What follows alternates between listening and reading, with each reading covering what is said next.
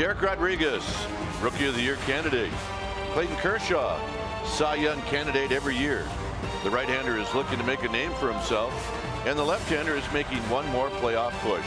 Today they meet, Game 2 of the series. Rodriguez, Kershaw, Giants, Dodgers. Next.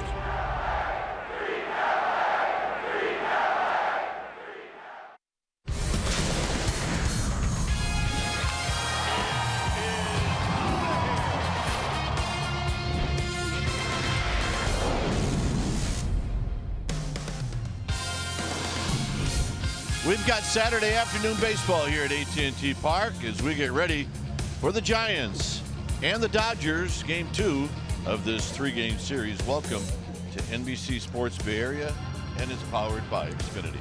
Hi again, everybody. I'm Dwayne Kuiper. Alongside me is Mike Krukow. Well, a tough loss for the Giants last night, a much-needed win for the Dodgers. They need to win again today if they want to win this National League West. So who do they send out? Clayton Kershaw and the Giants, Derek Rodriguez. Well, Derek Rodriguez has been a great story in his rookie campaign with the Giants. This will be start number 19. Rodriguez comes into this game 6-4, but with an ERA of 2.50. He has been fantastic. He has been consistent. The one thing he has not done, he has not faced the Dodgers. So you want to win some love for your fan base, take down the Dodgers and take down Kershaw, and he has that chance today. And you know, in Colorado, they'll be watching this game very, very closely.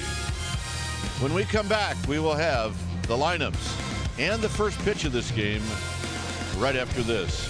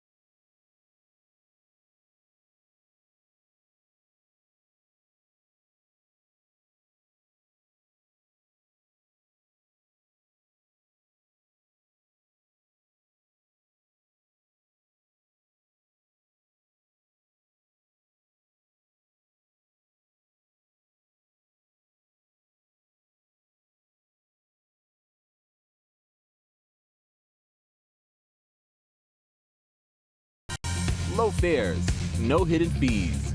That's transparency. Buy Jack in the Box. Try something different, like Jack's Teriyaki Bowls. Only at Jack in the Box for a limited time. And by SoFi, a modern finance company. Giants have taken the field here on this Saturday afternoon. Our game time weather is presented by the Santa Cruz Beach Boardwalk. The admission-free boardwalk is open this weekend.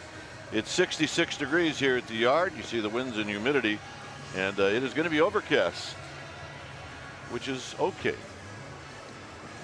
All right, here's the Dodger lineup brought to you by Southwest Airlines. You'll recognize most of these names. It'll be Peterson, and then Turner hit a big home run last night, followed by Muncy, Machado, and Bellinger. Hitting sixth will be Yasiel Puig. Then it's Grandal, Kike Hernandez, and of course, hitting ninth is Clayton Kershaw. On the hill today for the Giants will be the 26-year-old right-hander, Derek Rodriguez. Rodriguez, 6'1", 215-pounder. That's what he has done this year. 6-4 with a 2.50 ERA. He has been fantastic. Just 92 hits allowed, 115 innings. Has never faced the Dodgers, so this will be his maiden voyage against Los Angeles. You see a fastball that can go low to mid-90s. The mid-90s will be two-strike fastballs. He's also got a curveball, changeup, and a cutter. All three specialty pitches are outstanding. Here's the first pitch of the ball game, and it's a called strike.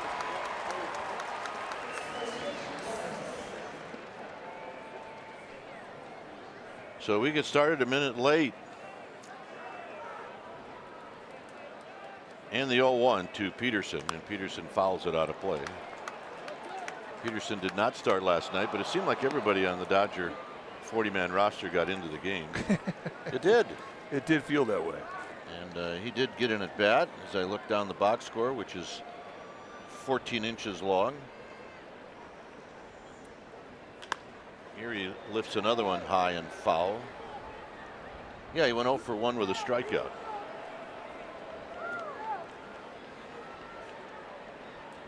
Turner and then Muncy entering the game today. The Dodgers a game back of the Rockies, who play tonight. Off-speed pitch, the first one of the game for Rodriguez, and it's down low. Big score today. The Cardinals beat the Cubs 2-1. Milwaukee wins tonight. They'll go into first place with the Cubs as you go into the last game of the season. High drive to right. Pence back, looking up, gone. And I'll steal this line from my partner. That's bad luck. Bad luck for the Dodgers if you homer with that first guy. I mean, that's what we're going with. And Peterson does it in a two-strike count. And he hits his 25th of the year. Let's take a look at the pitch. And he goes up and gets it.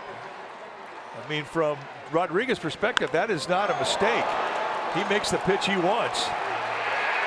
Gives you an idea how strong Peterson is. He fights it off and it goes over the wall.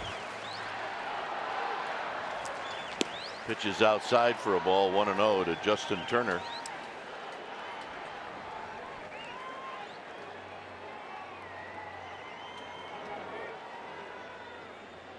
Turner hit his 14th home run in the game last night. There's a swing and a miss. 1 ball and 1 strike. Good changeup. The home run off of Rodriguez is the 8th off of him this year.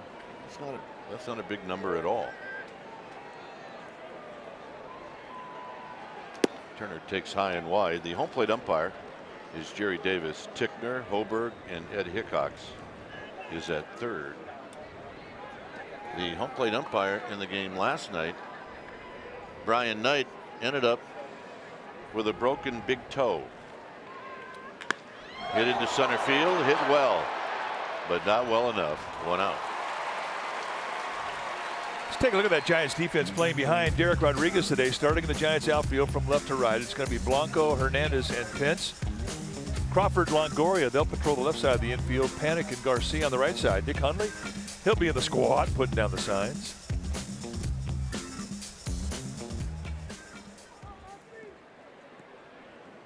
So here's Muncy. Muncy hitting .258. 33 home runs, 73 runs batted in. But back to Brian Knight, broke his toe. X-rays after the game. Ed Hickox at third was a home plate umpire in the D-backs Padre game last night that went 15 innings. How many hours? 5 hours and 2 minutes. So he got on a plane and he's now umpiring at third. So hats off to Ed Hickox. Man, my respect for Brian Knight. My word. have a broken big toe and stay into a game and finish. So there's Ed Hickox at third base today. Each umpire has their own private plane, so it really wasn't a problem. Yeah. Yeah, of course they do. That would be nice, wouldn't it?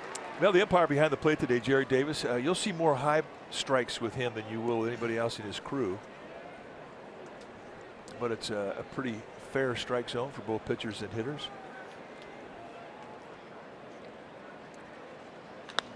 This is skied out to right field. And Hunter Pence will put it away. 2 outs.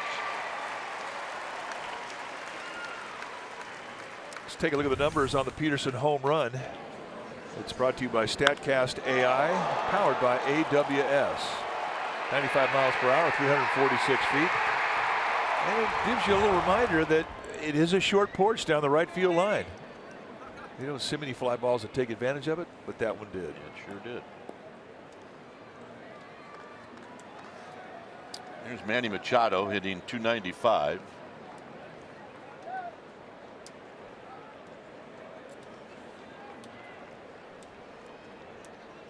And he rolls one up the middle for a base hit. He does like that first pitch.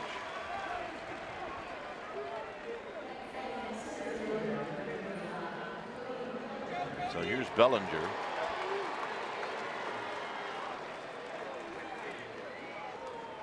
Bellinger at .262. He's got 24 home runs. He's got 73 runs batted in.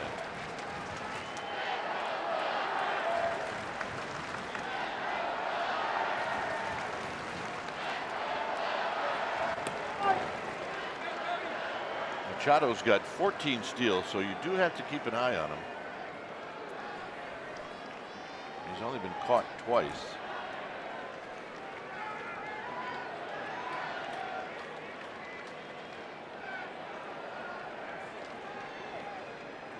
And he takes a strike, and it's 0-1.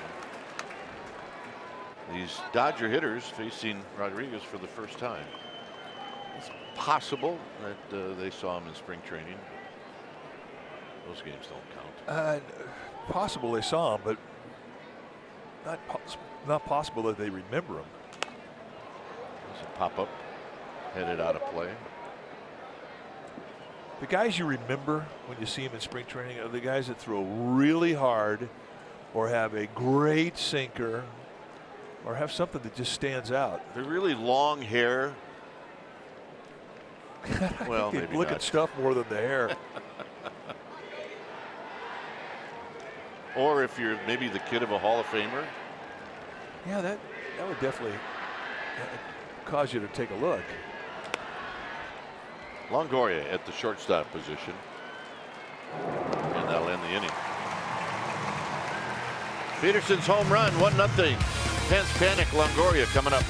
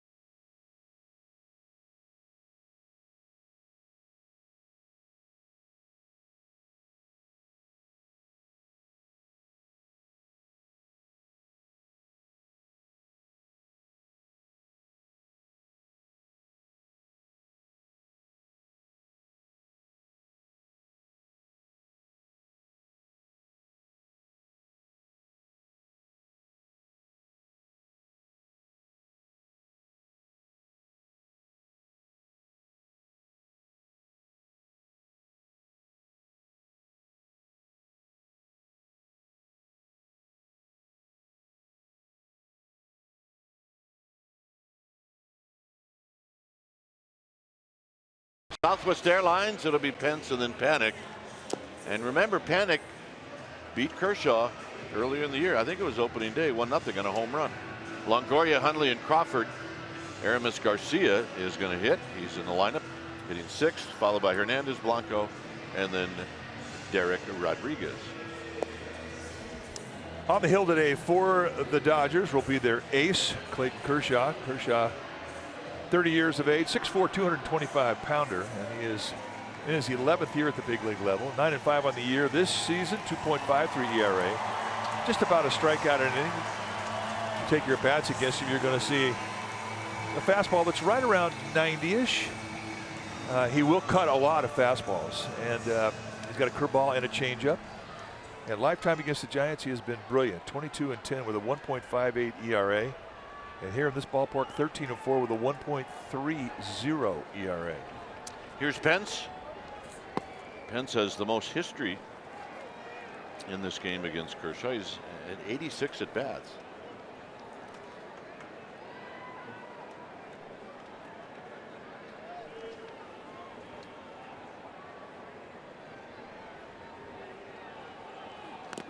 Swinging a foul to the backstop. 16 hits and 86 at bats, 18 strikeouts.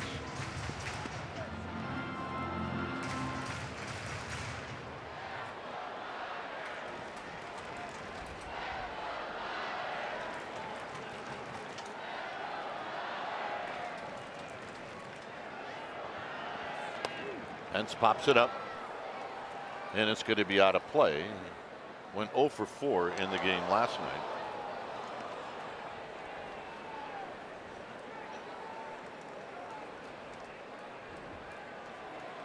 It is a pretty good day to hit. A lot more carry to the center and left center than we've seen it really at any time in this homestand. Ones are more normal.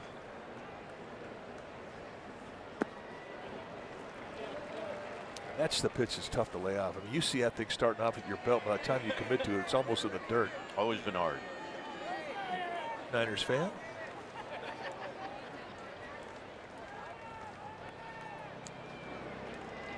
Two pitch to Pence. 3-2.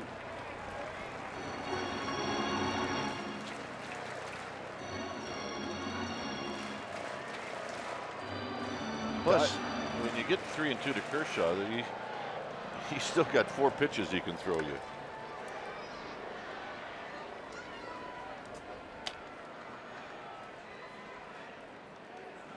Tapped foul.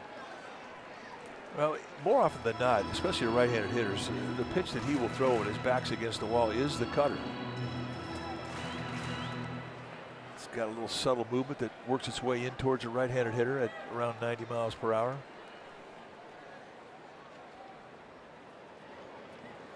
Got him. Oh, like that. Let's take a look at the Dodgers defensively behind Kershaw today, starting in the outfield from left to right. It's going to be Peterson, Bellinger, and Puig. That's your outfield. Great arms in center and right field. Machado, Turner, they're on the left side. Hernandez and Muncy, they'll patrol the right side of the infield. And Yasmani Grandal, he'll be in the squad, putting down the signs. Panik had a couple of hits last night. And he takes a called strike. He's 9 for 35 against Kershaw with Longoria on deck.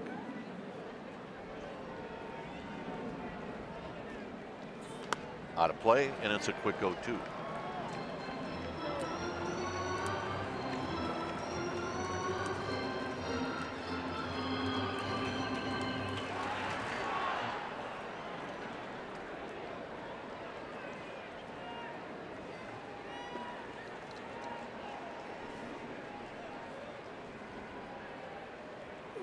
Up to middle, through the legs of Kershaw, and Machado throws out Panik. 2 outs, and here's Longoria.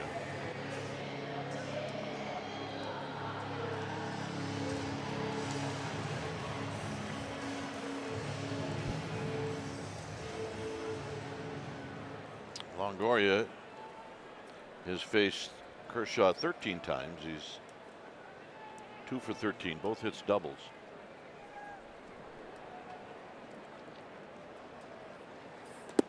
And the pitch runs inside. 1 ball and no strikes.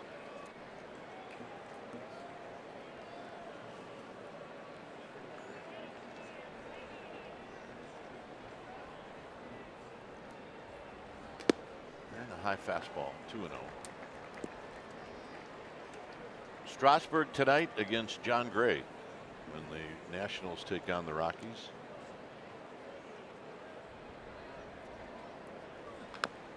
And I'm quite sure that this game is on right now in the Rockies clubhouse. Now the Rockies know they're going to the playoffs, but one thing that they've never done, they've never won a divisional championship. They've gone to the playoffs, but always as a wild card. And that's what's at stake.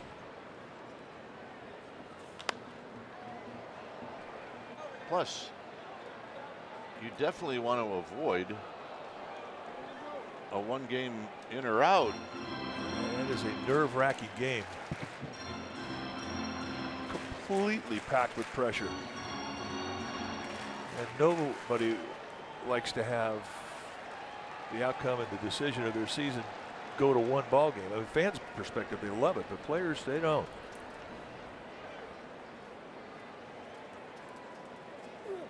And Longoria out swinging to end the inning.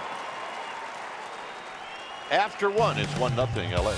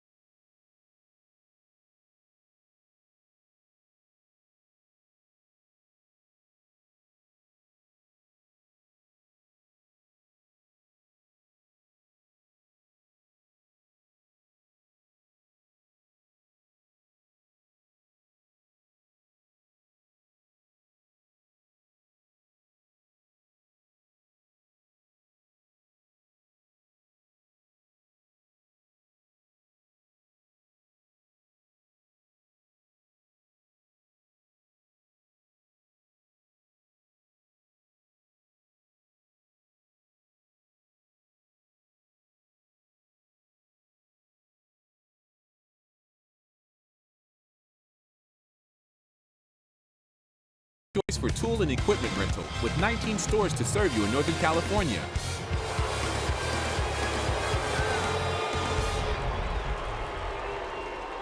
Secure a spot at the front of the line for 2019's biggest games, including home matchups against the Yankees and opening day. 2019 group ticket deposits are available now.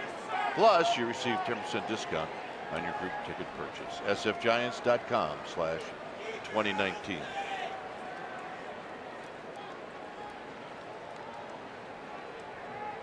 Here's Puig, who takes low.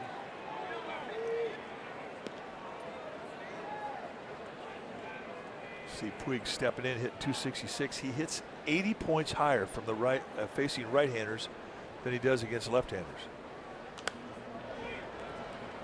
Well, that doesn't make sense. Yeah. You'd always think that right-handers would love to hit left-handed pitching. Not the case with Puig. At least this year. I wonder what overall he is.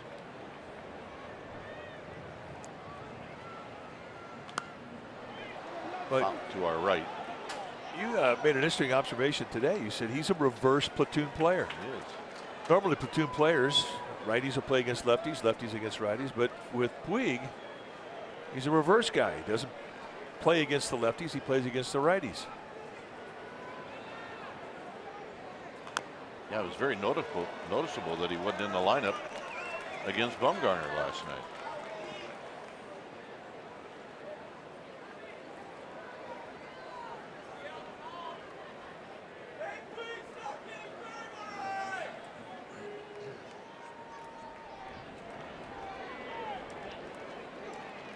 So 1-2 to Puig with Grandal on deck, and then Hernandez.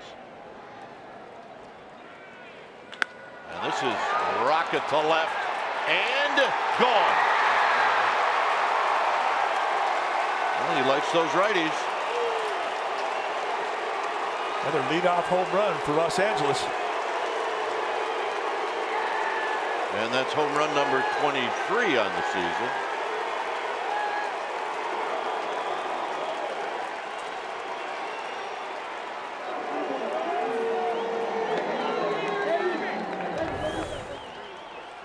Take a look at the two-seam fastball that he leaves up.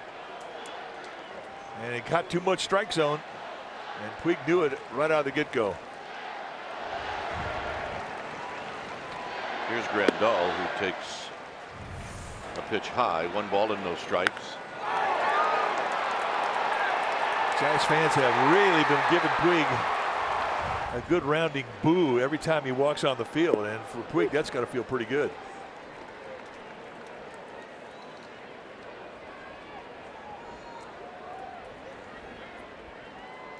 24 home runs for Grandal.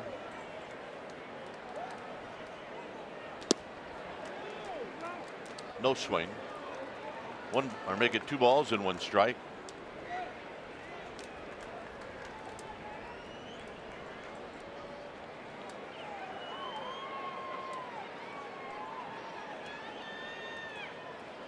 Way outside, 3-1.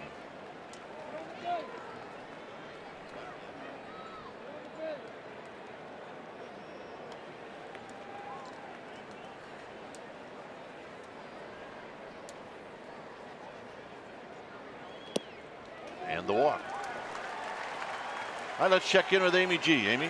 All right, gentlemen, I have Mario Alioto with me, and he's got a really important title, Executive VP, but we just call him the man. And Mario, you guys are already selling 2019 group ticket sales as the season wraps up. It's important to look to the future, and you guys have made some changes. What can you share? Yeah, we have. I mean, today, it's even though our season ends tomorrow, for us, after tomorrow's game, we're back in first place. We're all 0-0. We're already working on 2019. But for group sales, which takes a while to plan if you're a business or a family outing or an anniversary that's coming up, our group rates lower down to, it's only 20 games that you have to buy. So, I'm sorry, it's 20 tickets. So if you have a plan for next year and you want to buy tickets and bring a group out, start planning now, because we're already taking deposits for next year, and the planning starts for us immediately. And it's such a great destination to bring a group to, but you also work with schools and fundraisers, and you're doing some changes there as well? That's right. If you're a fundraiser, a charity, or a school, there are certain games where we have up to 50% off for discounts. So get a hold of us. I know you'll give the website, but or call 415-972-2298 and talk to someone. But we have great discounts for charities and for schools. So I think a lot of times people think they can't do a group at a big series. And you've got a huge series coming up in April next year against the Yankees, but things have changed a little bit. Yeah, I mean, the group offer discounts are for all games. So even on opening day, April 5th, when we play Tampa, but April 26th, 27th, and 28th, the Yankees are coming to AT&T Park. So that's a big deal. And the group race will play for them as well. So I think the main thing is to plan now, because as you know, the off-season goes by fast, and we can't wait for next season already. Yeah, it's going to be great. It's a fabulous place to take your group to. It's always a good time. You need to go to sfgiants.com/groups to check it out. Mario the man, thank you for joining us, guys. Mario the man. Here's Kershaw. You should know that one of the reasons Mario's the man is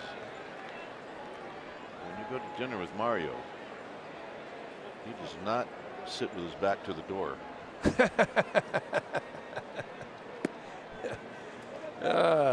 He gets to pick his seat first. He's the man. He is the man. Plus, he always picks up the check. To me, that makes him the man. Yeah.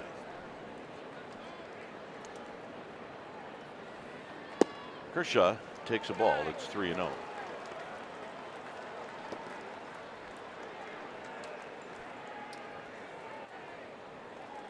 Two solo home runs. It's 2-0 Dodgers. And a 4-pitch walk. I think it's safe to say, Mike, that Rodriguez is a little out of whack today. Yeah, he has definitely not got the normal rhythm that we've seen him have. And normally he is very, very consistent to the corners with the fastball. Rare that you see him walk, and never have we seen him walk a pitcher on 4 pitches. Peterson homered in the first inning. And he homered on an inside fastball. Both fastballs that Rodriguez has given up today have been belt high inside corner fastballs. Heads up.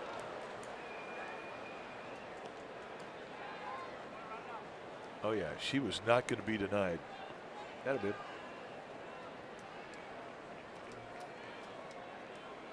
Yeah, we'll have to tackle that guy. To Yeah, get it Dodger back. guy being a bit rude there, I would say.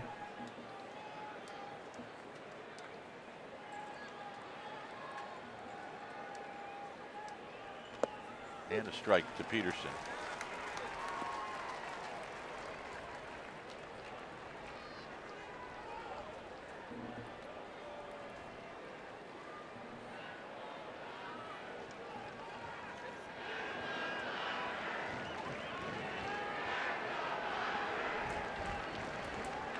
Cued foul.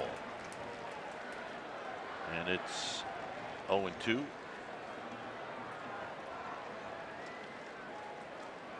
Milwaukee will host the Tigers tonight. That's a big game. And they know how the Cubs turned out today, so it is a big game for them. They can catch the Cubs.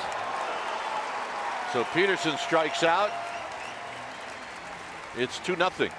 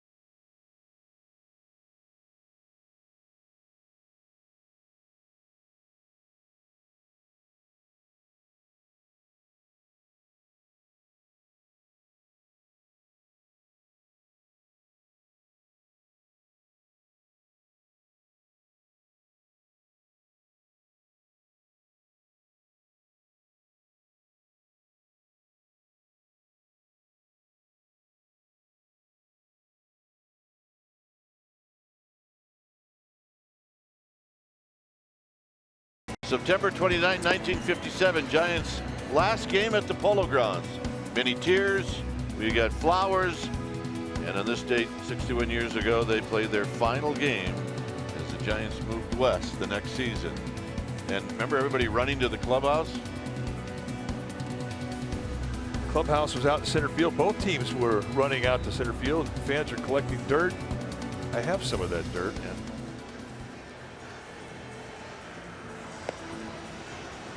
And the Giants played the next season at Seal Stadium, which I drive by the site all the time, and I want to see the park there. Just once just to walk around to see what it was like.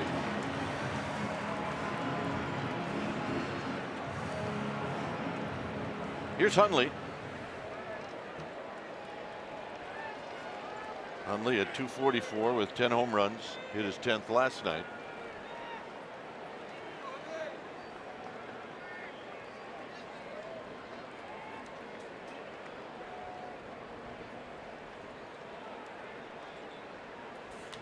And a high pop-up fouling out of play. I think that's good strategy with Kershaw. If you get a good pitch to hit early, take advantage of it. I think he reminds me of Steve Carlton in a lot of ways. I mean, the size of his breaking ball, number one, and the consistency of his command to the corners. But that's how you had to try and hit Carlton. Down the left field line. That's a base hit. And it's the first hit for the Giants. All Giants games on NBC Sports Bay Area are streamed live on the NBCSportsBayArea.com and NBC Sports app for mobile or tablet. All season long, streaming the Giants on the go. Brought to you by your NorCal Honda dealers.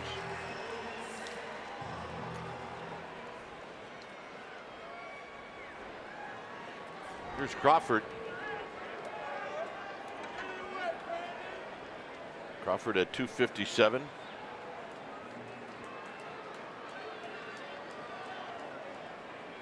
Crawford last night had a hit. He walked a couple of times.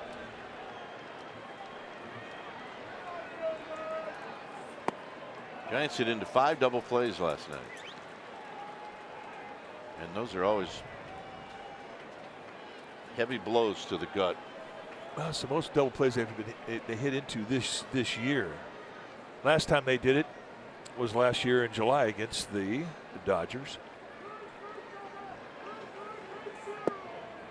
It is a buzzkill. I mean, 1 double play is a buzzkill. 5, that's ridiculous. Even in 5 double plays, you think you played a 2-hour and 10-minute game. Instead, 3 hours and 16 minutes. 2-0 to Crawford. Swing and a miss. 2 balls and 1 strike.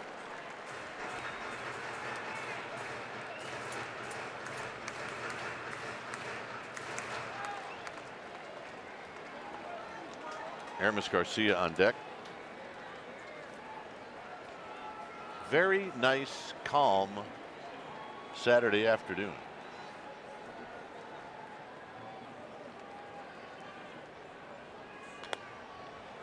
High and foul into the club level down the left field line. Good swing. Definitely the speed that he was looking for.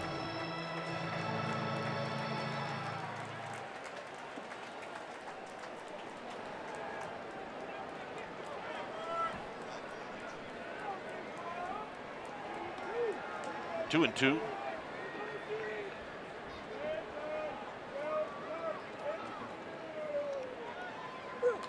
Out of play again.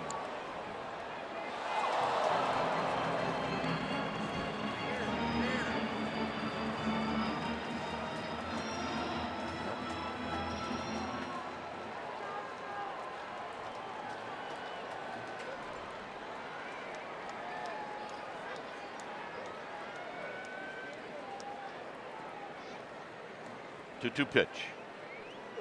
Outside 3-2. I want to mention this. Not the last foul ball, but the foul ball before that. A Dodger fan caught it. An adult man. And he handed it to a little Giants kid fan. So I think that needs to be noted. Good fans.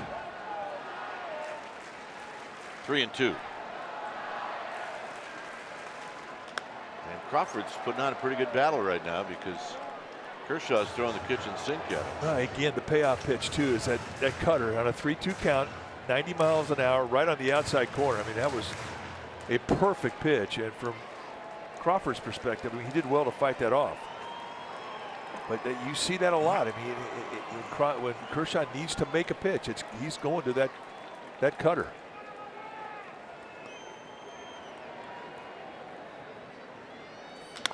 Slowly hit. And they'll get the out at second. Well, get insider information with NBC Sports Giants Insider Podcast with Alex Pavlovich. Guest interviews and behind-the-scenes Giants news you won't find anywhere else. Only at NBCSportsBayArea.com. Sponsored by Wendy's.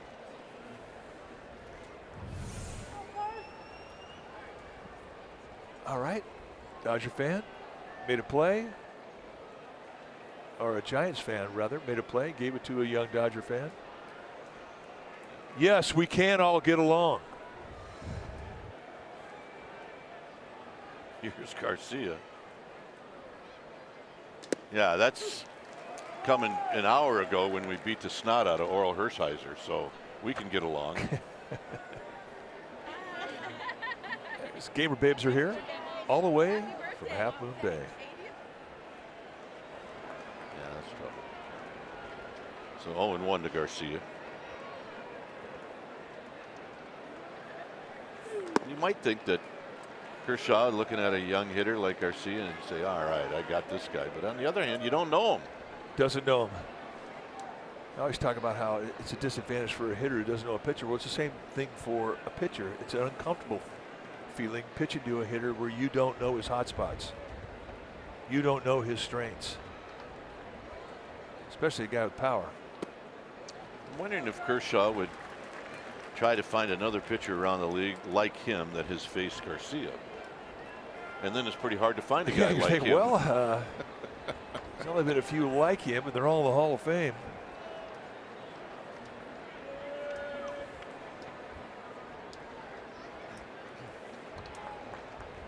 Warren Spahn, Steve Carlton, Whitey Ford. 2-2.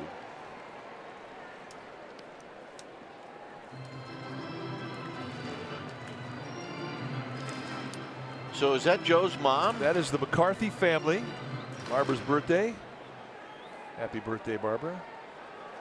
Joe McCarthy is our stage manager, who likes Paul McCartney, by the way. There's Joe. He's got the orange shirt on. Nice take, 3-2. I can see the resemblance in Mom and Joe.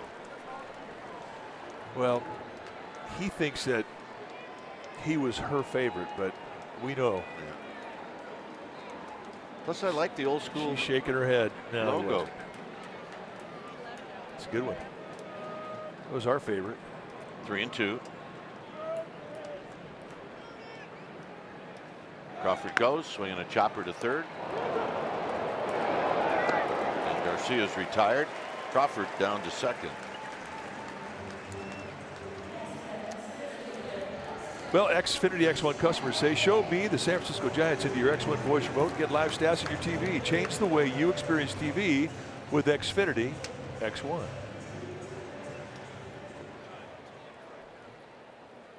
Yeah, I've had it with that one too. Here's Gorkis Hernandez. Had a little success against Kershaw. He's 6 for 27 with a couple of doubles.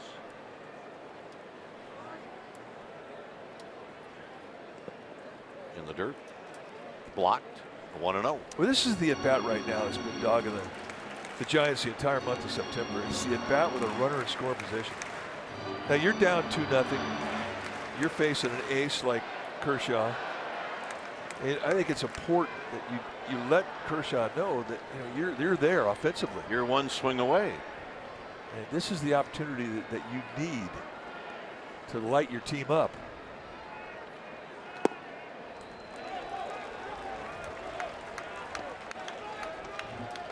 Got a pretty good arm in left, a great arm in center, and a great arm in right. Who likes to show it off. Who likes to show it off. That would be Yasiel Puig.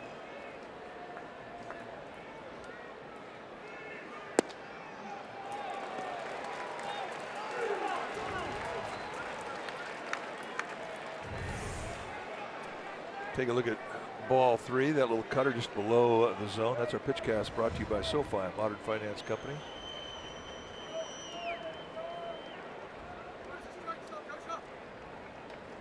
Three and 0.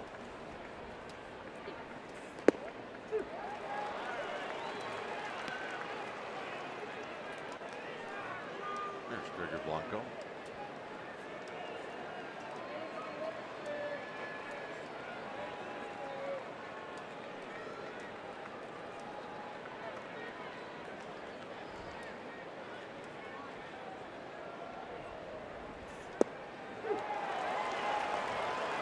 Down and in, definitely a pitcher strike. You don't see that many low strikes from Jerry Davis. He's more of a high ball guy.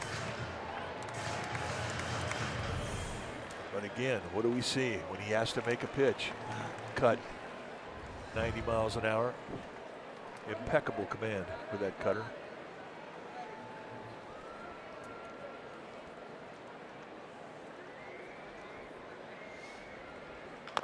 Tap foul.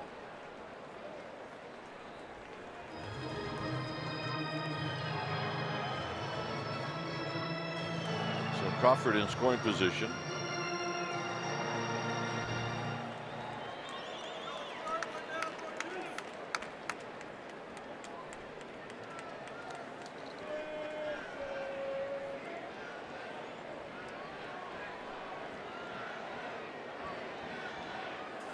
On the ground and a base hit, and here comes Crawford. Here comes Peterson's throw. It's on line, not in time. They're going to look at this one. This is going to be close. One of the strengths of this Dodger defense is their ability to throw from the outfield. Now Crawford's going to get a two-out jump. You see the strike from Peterson. He's safe. That won't get contested.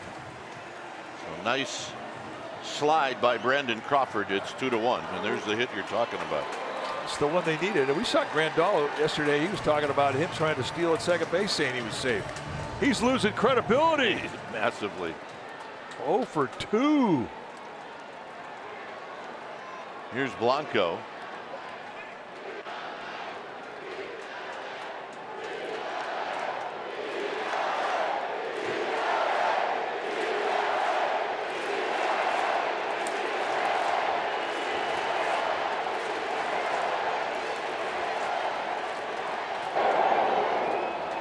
There's a section in the bleachers below the scoreboard towards the end of the scoreboard and then left center field that they have bussed in a bunch of Dodger fans.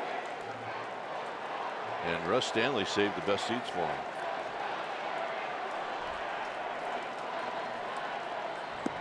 There's a strike to Blanco. I think this is the second time that this group has come to AT&T. I saw them early in April. Yeah. Good fans. They've been loud. And there's even a Cardinal fan here today. And he's happy. Cardinals won today. Hernandez goes. And they got him.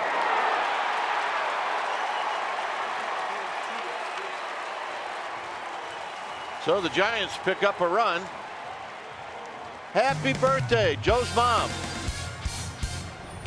She's 42.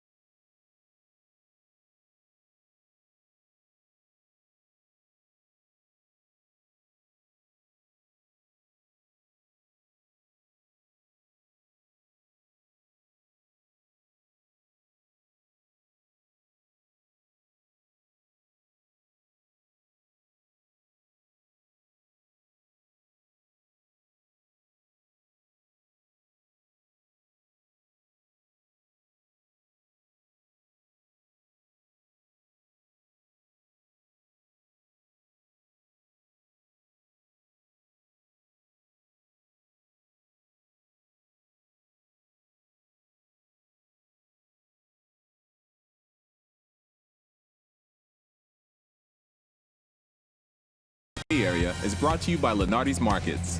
For a location near you, visit lenardis.com or find us on Facebook. Lenardi's, quite simply the best. Well, Giants Fantasy Camp, your chance to live your baseball dream and be a Giant for a week, is January 20th through the 27th in Scottsdale, Arizona. There are 20 spots left. Call 1-800-411-1919 or go to sfgiants.com/fantasycamp. Meanwhile, out on the Cove, Mom's having a picnic. Here's Turner, who takes a curveball for a strike.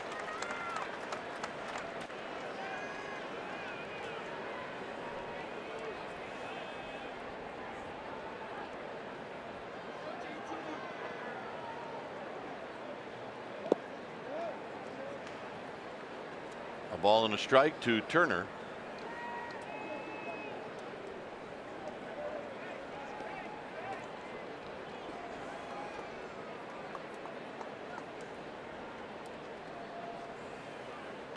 Turner out of play. Hit a ball pretty well in the first inning that was tracked down by Gorkis Hernandez.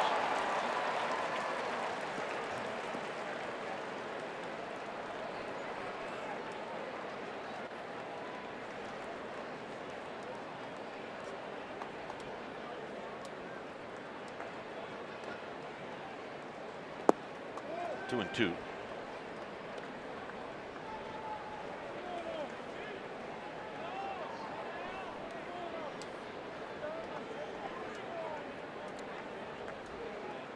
Be pitch number 42 for Rodriguez, and it's hit on the ground to Longoria. Little spin and throw, 1 out. All right, let's check in with Amy G with a guest. Yes, I have a very great guest, a forever Giant, Joe Strain. You've been everything in the Giants organization: a player, a coach, a manager, a scout, a cross-checker, and you're retiring. Congratulations. Thank you very much. I've been very blessed to be with the Giants. I started in 1976 and went to a place called Casa Grande down in Arizona where they had our spring training, and then I've just stayed here. They couldn't get rid of me, so I'm very fortunate to be with the Giants. 40 years of doing this. What makes you decide to hang it up? Well, I'm just getting older, and my wife here, Debbie, has been with me the whole way, and we just, we like to travel. I got grandkids now, and the travel's tough. You're on the road almost every day, and you're not home hardly at all. So it's a grind. But I do get to watch baseball games, so there's obviously a big plus in it. But we just kind of think it's time. We do know that Debbie is the saint in all of this. Do you have some projects or activities planned to make sure you don't bug Debbie in your retirement? Well, I'm sure I'll bug her. But yeah, we got some things that I'm going to do. I might do some coaching, some volunteer stuff like that. And I like to play golf, but we really want to travel. We would like to go someplace, and then I'll still watch a lot of baseball, but I just won't have a stopwatch when I'm there. Okay, so what can you tell fans that are watching? Because they've had 2 pretty tough seasons to watch with the Giants, but you're the guy who's looking at the future. So how does the future look? I think it looks very good. We've been here before in a situation where we've had rough years, and we've got the same group in place here that brought us out of that and put the teams together that won the 3 world championships. So it's just kind of an ebb and flow that you have with baseball. It's, players get a little older, and free agency, some of them move on. So you just have to reload, and it sometimes takes a little longer than you'd like. But these guys have success at doing this, and I'm very confident we'll be back. 40 years, Joe Strain. Thank you for your contributions. Okay. Yeah, forever Giant, gentlemen. Hey, say hi to Dwayne and Mike for me. I'm going to miss them. I played with Mike, and I've known them both for a long time. So say hi for me. You just did it yourself, and they say hi back, guys. All right, great stuff with a guy that's a baseball lifer. You run into one once in a while, and he seems very happy. Well, and really a scrappy player. I mean, I got a chance to be a teammate with him in Chicago, and you knew when you played with Joe Strain that he was going to be a manager, and indeed he was. And here, Brandon Crawford, a perfect strike, and Max Muncy with a great jump, shot down. And the throw had to be perfect. Everything done well. Here's Bellinger. And Bellinger takes low. Muncy hits that ball 420 feet. Yeah, he got AT&T'd. But we wish Joe well. I mean, he really has made a major contribution to the Giants organization. And he was always very proud to be a Giant. And you knew that just being around him. You knew that when he went on a Cubs uniform, and his heart was still in San Francisco. But a good pro and a first-class baseball man. And we wish him well.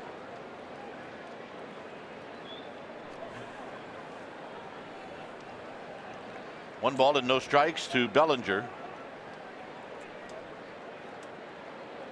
And Bellinger takes high and wide. It's nice to get through Manny Machado without knocking that run in. He's got 105, so he hasn't missed many opportunities. And he may try to steal a bag. He's got 14 on the year.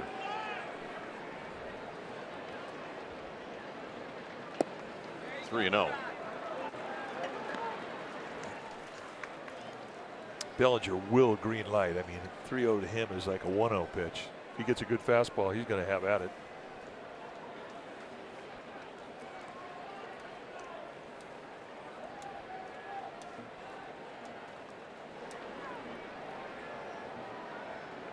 Like that. Longoria. Side retired. Blanco, Rodriguez, Pence coming up.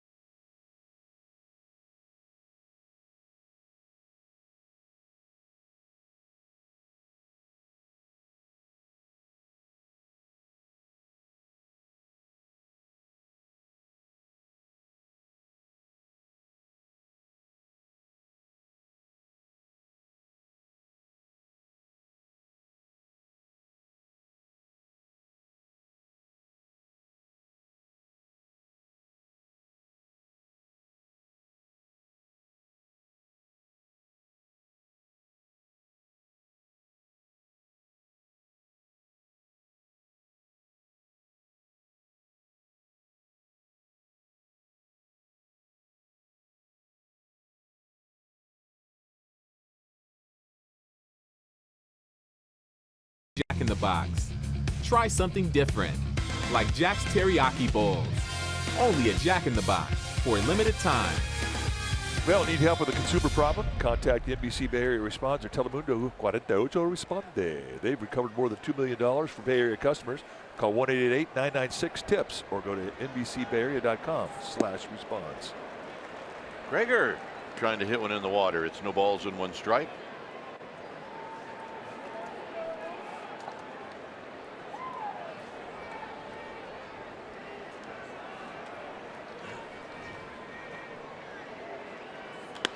Gregor Blanco slices one into left center field. And a leadoff single, meaning that Derek Rodriguez can now practice his bunting skills against Clayton Kershaw. Now, and the easiest side of the field to bunt on, and for a right-handed hitter, is the first base side. This ball, it's where it should go. Max Muncy, the first baseman, is not an exceptional thrower.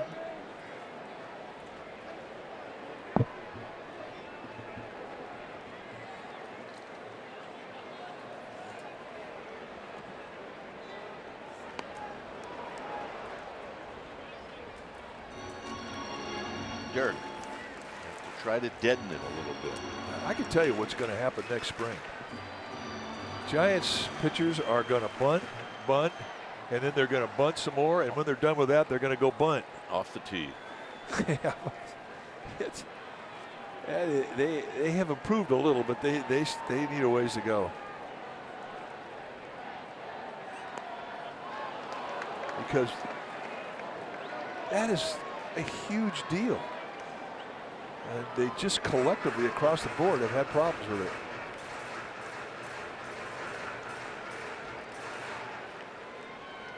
I mean, you only get 27 outs. And when your manager says, I'm going to give up an out to move a runner over, you better know how to do it.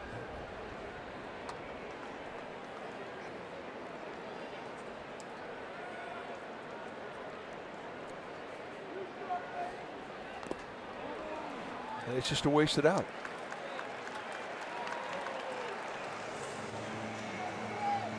And not only that, but I mean, you get a leadoff single, your team's had scored a run, and you had a shutdown inning from your pitcher, you get a leadoff single, now it's your turn to get up there and bunt, try and get him over. You can't do it, and that saps the momentum of the inning. It can be a momentum builder, you're right. It can be a momentum zapper. Well, you know what overcomes it is an extra base hit. Well, Pence is going to try to do that. He struck out in the first inning. That, or Gregor, if he thinks he can get a good jump, take off. That will make the memory of the failed bunt disappear. And Kershaw is, he's going to do a pretty good job of keeping you close, and Grandal has an above average arm.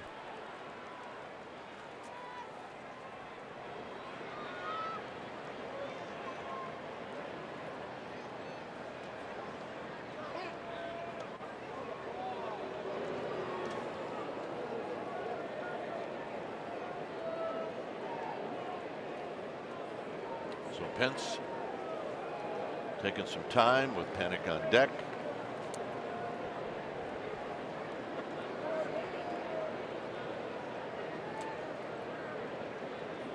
Down the right field line.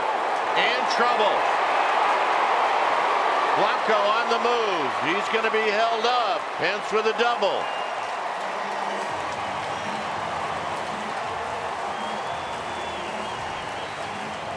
And now the memory of the failed bunt is gone. Kind of.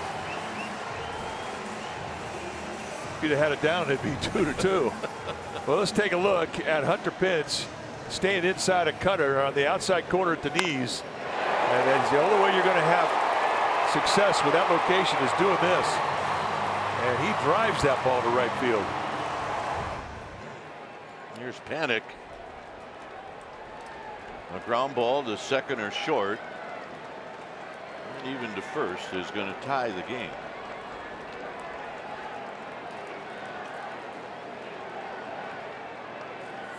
And instead, a line drive that's trapped. Pence read it. Here's the throw home, and the Giants take the lead. How about that? I don't know if Pence is lucky or just good at reading line drives to left. Oh, we're saying good. I mean, he takes a gamble. If this ball's caught, the inning's over. Joe Panic again going the opposite way, just like Hunter Pence. And Jock Peterson almost pulls it off on Hunter Pence. He never, ever batted an eye. He was gone on contact. Oh my goodness. And Pence almost catches Gregor Blanco. Well, yeah, Gregor actually looked to see if it was going to get caught or not. Here's Longoria.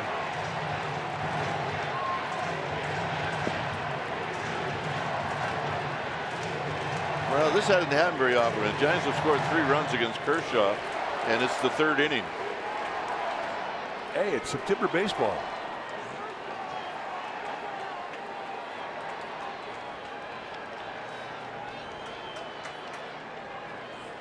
In tight to Longoria, 2 balls and no strikes.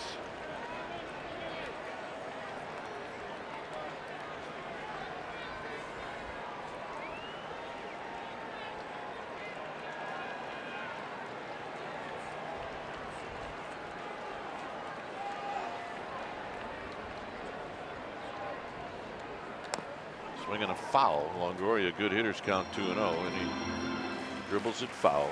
Hundley's on deck.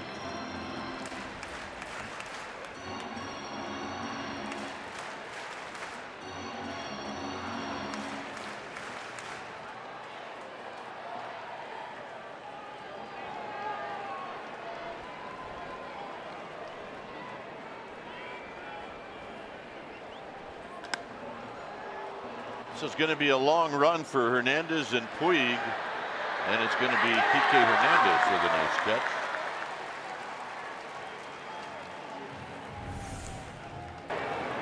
Watch Hunter pitch. I mean, he never hesitated. I mean, he committed it was a great read, but he catches it. We're a commercial break.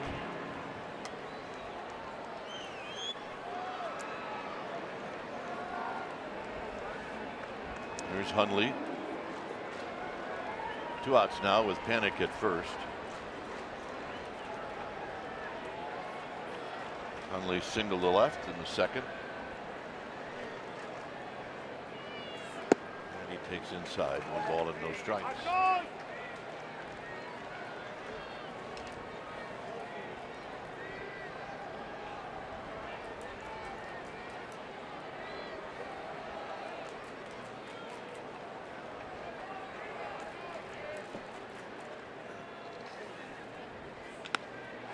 Hundley, it's a high fly ball to left, and that's going to end the inning. Giants take the lead on 3 hits.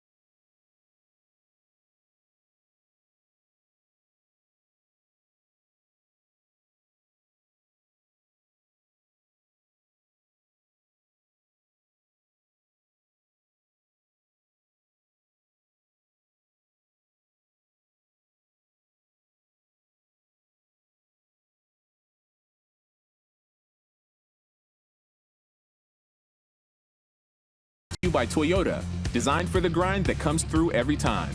See your local Toyota dealer today. Toyota, let's go places.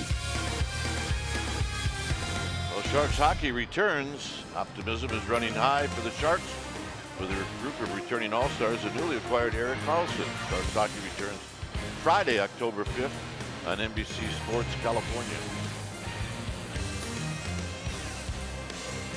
So here we go. Puig's going to lead things off. He homered in the 2nd inning.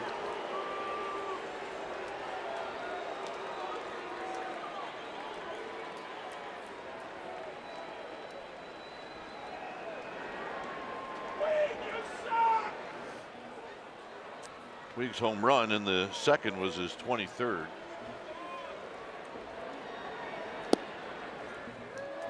Pretty good pitch, called a ball. 1 ball and no strikes. Yeah, I think they set the target on the inside corner. This goes on the other side. If they just set the target out there, they probably would have got it.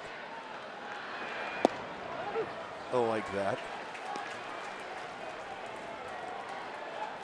Nothing pumps up a pitcher more than being down, and all of a sudden his offense picks him up, and now he's got the lead. Good pitch, 1-2.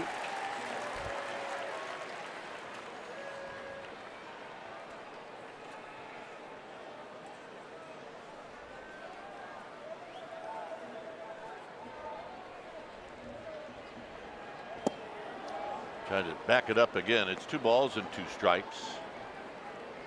Grandal is on deck, and then Hernandez.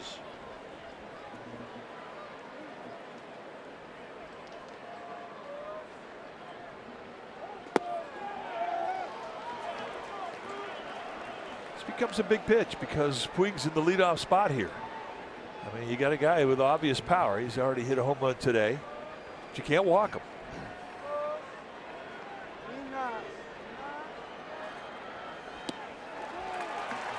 And that was an easy take. 3rd walk for Derek Rodriguez. And this one starts the inning off.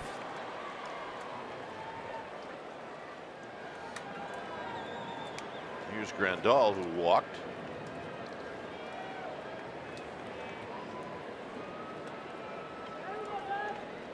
That's pretty cool. There's the free to be. Got all the Giants flags unfurled, flapping in the breeze. Play by Hundley. Tie block heading down to the bullpen. And Bruce Bochy's seeing the same thing we are. Well, nothing has come easy today for Derek Rodriguez.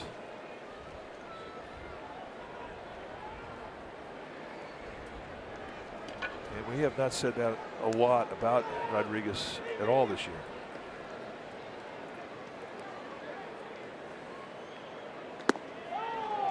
He is out of whack, and now Nick Hundley going to come out, and he's just going to take a slow trot out.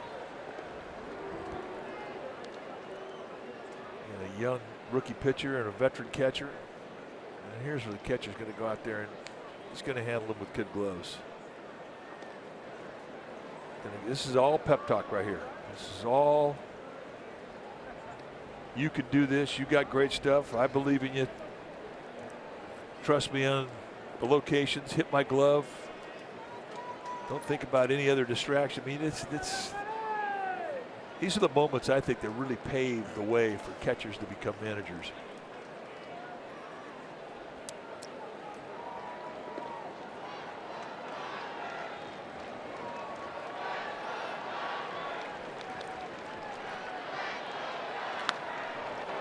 Grandal was sitting all over that. It's 2 balls and 1 strike. All right, he was looking hard stuff middle in, and he got it.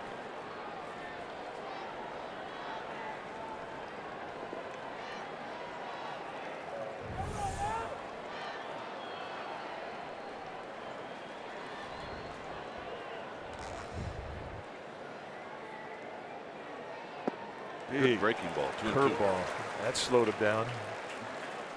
And you can tell he was looking for another fastball. That's by the way he took that pitch. He had that foot down early. Looking for a pitch he could give his team a 1-run lead with.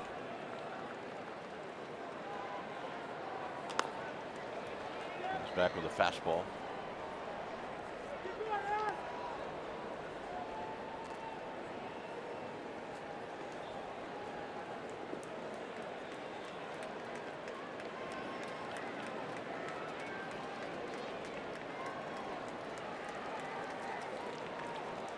Puig with his lead. Pence comes racing in, and he's not going to get it. So Grandal breaks his bat.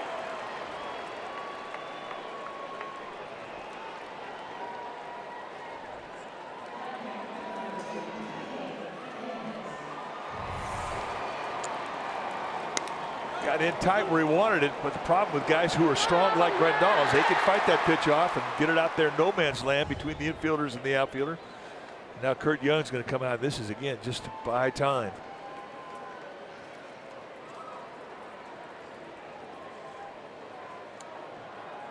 Tie block's very close.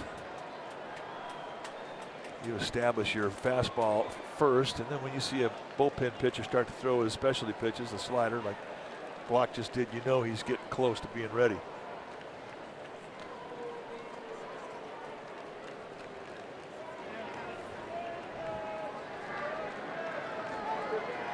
So here's Hernandez.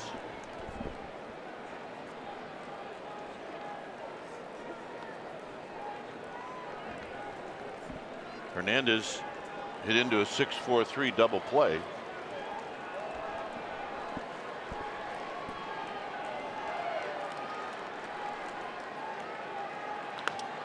Throws it foul.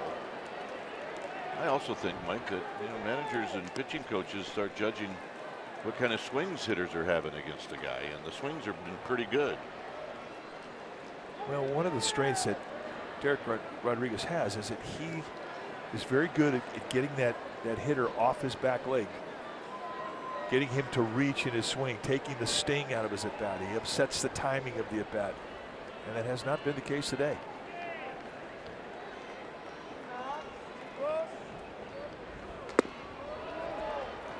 And that really has just been because he hasn't had the same type of command with all of his pitches that we normally see. He's had to pitch behind the count a lot. It's a big crossroads in this game right now, this at bat.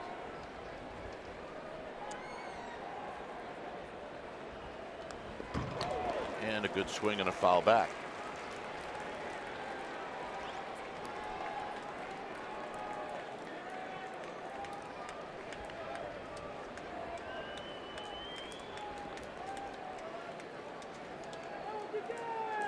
Kershaw on deck.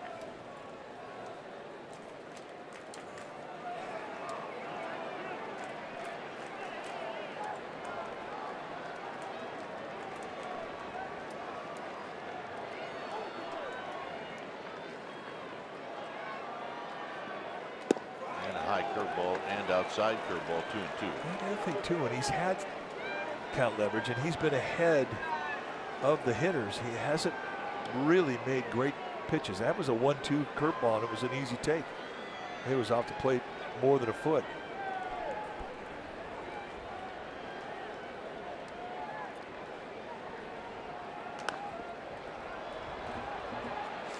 Garcia is going to run out of room.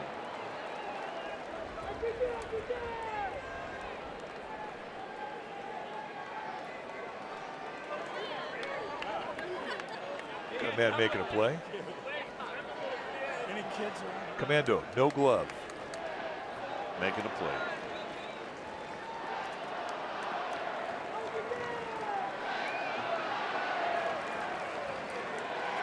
This will be pitch number 69 for Derek Rodriguez.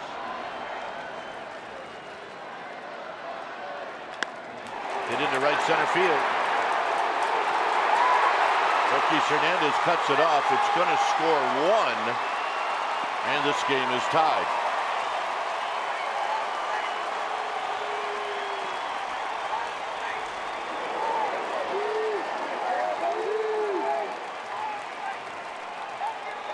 So Kershaw is going to hit, and Bruce Bochy's coming out. So that's going to be the season for Derek Rodriguez. And unfortunately for this inning, it started out with a walk to Yasiel Puig, and Puig ends up scoring. You see the veterans coming in there, and they're patting him on the back, and they're telling this kid how good he has done this year. And Giants fans are going to give him an ovation that he richly deserves when it's time for a change. Thanks Speedy Oil Change and Auto Service, your trusted oil change, tune-up, and repair experts. We'll be back.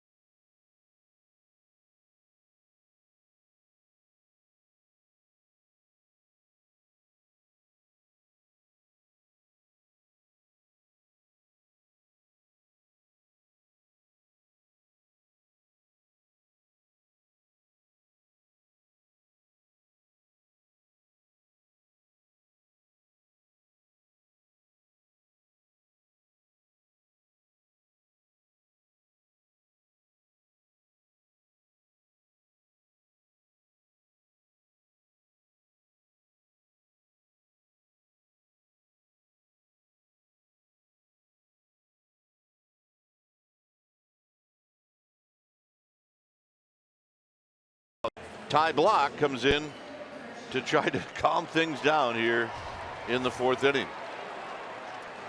47th game that he has come into this year. 4.32 ERA, 116 innings, a lot of work. Remember, he was in the starting rotation and then transitioned into the bullpen. And he inherits a tie ball game with runners at second, third, nobody out. So Bruce Bochy's not just going to use Block for 2 or 3 innings because Pierce Johnson's in the bullpen. Kershaw takes a strike. It may be that Pierce Johnson, if it is going to get to Turner, and it probably will, that's who Pierce Johnson is getting loose for. He's thinking about him. Kershaw with a base hit. Here comes the back runner. Here's the throw home. Not in time. 5-3 Dodgers.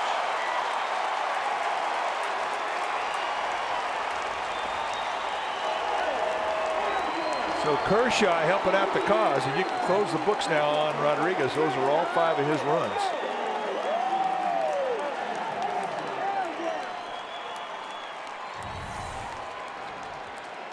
Take a look at the breaking ball, just sort of hangs out their middle end. And Kershaw just finds a way to flop it into right field. Put it back. So here's Peterson.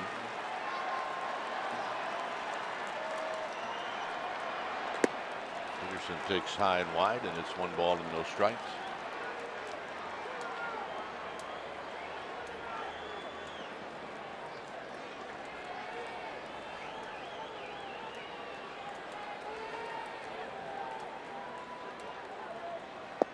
Nope. 2-0. The hit that hurt was the broken bat single by Grandal, which followed the walk.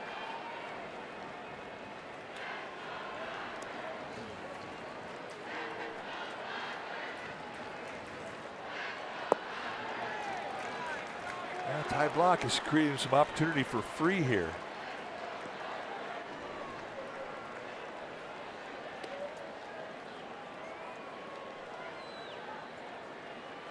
Again, I mean, these Dodgers, they take that 3-0 count, they'll swing. They have power.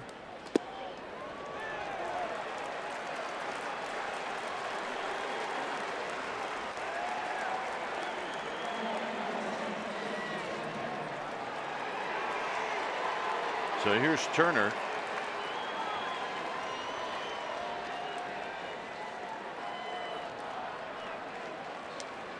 Hey, Dutch Holland going down to the bullpen.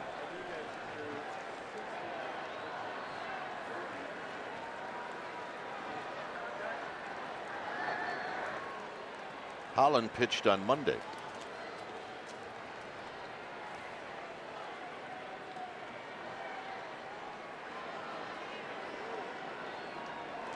And a strike to Turner. Turner's 0 for 2. Tried to limit the damage in this inning to 3 runs. A lot of game left.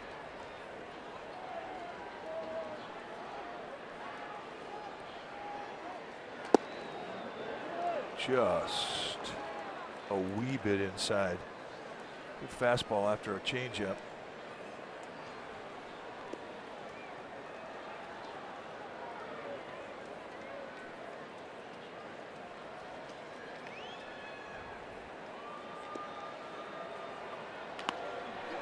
Jammed.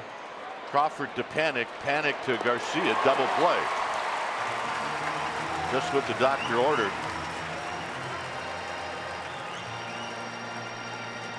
2 down. Just a little jam shot, and Turner is average speed, and an opportunity for the Giants' keystone combination. Crawford to panic, and they turn it nicely. Perfect feed, quick release, and a strike to Garcia. Grab some pine.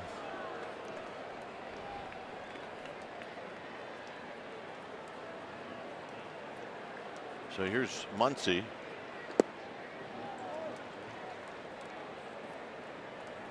He tripled in the 3rd.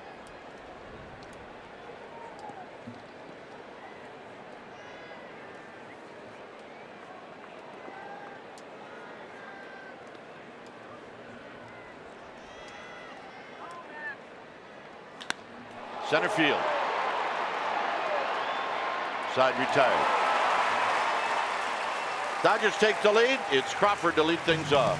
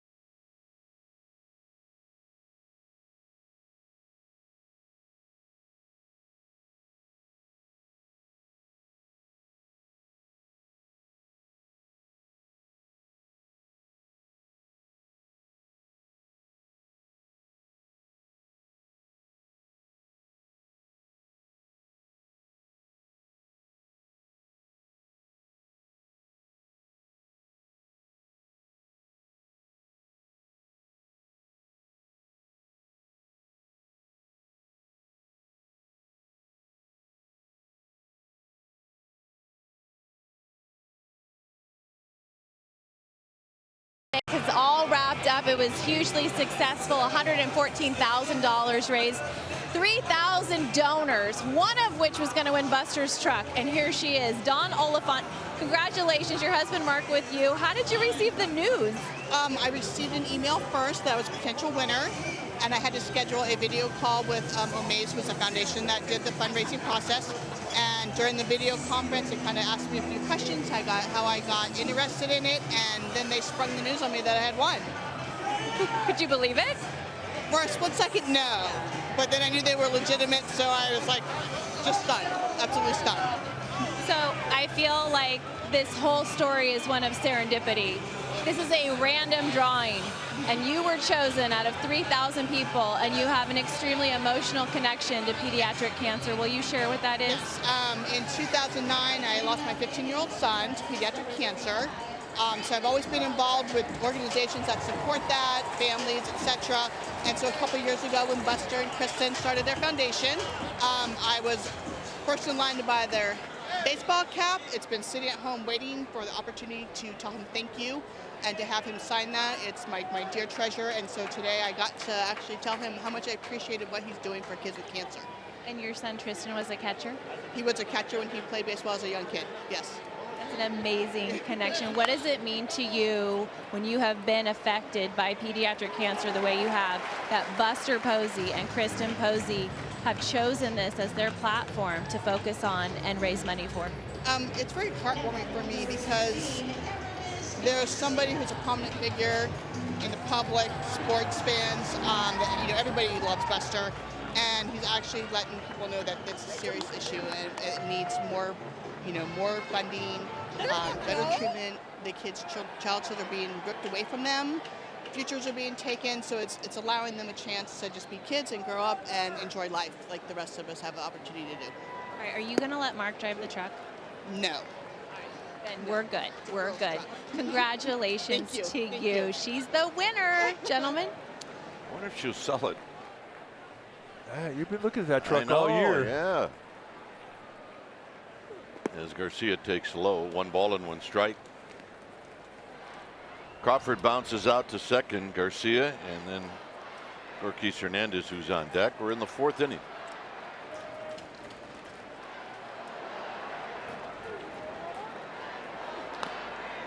One and 2.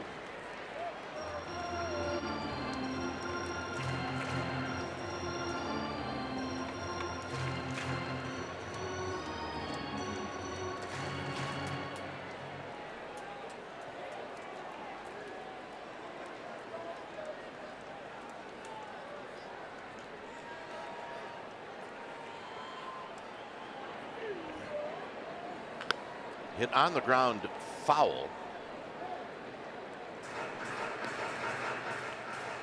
It's happened to be. That's the look you're looking for. That's exactly right. Job well done, Ron Woodus. Had a babe.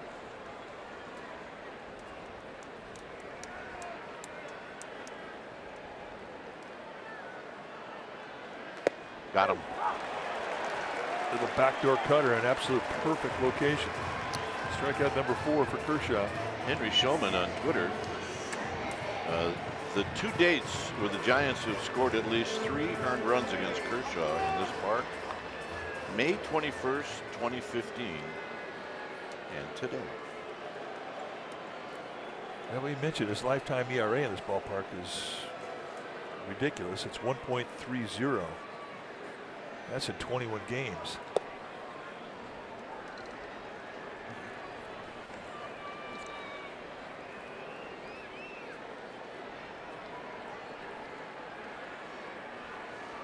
Here's the 1-0 pitch.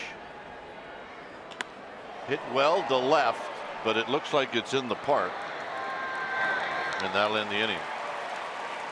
So 8 pitches for Kershaw, shutdown inning. 5th inning coming up.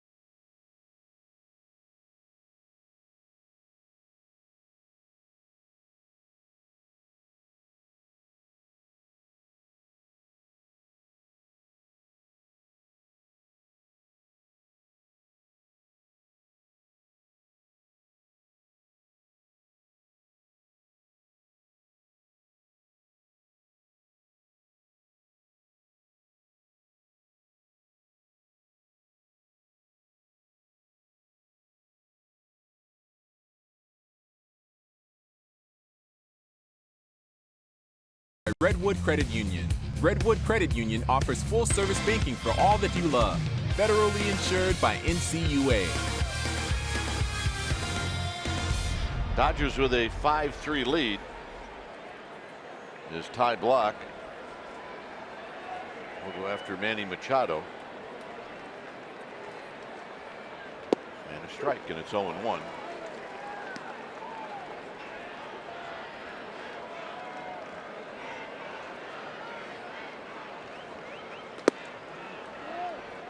Ball and 1 strike. Machado singled in the first and then reached on a fielder's choice.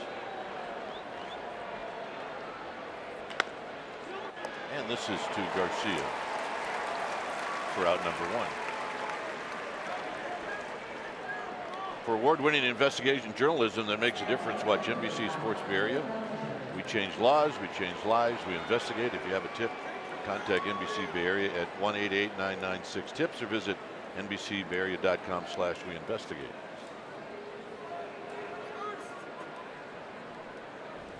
Here's Bellinger. And a strike.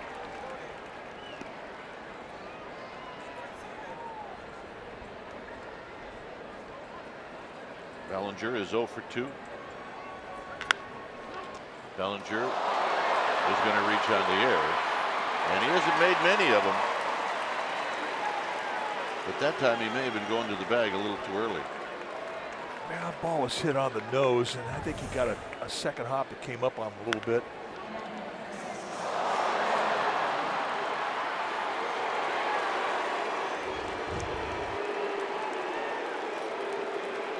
So here's Puig.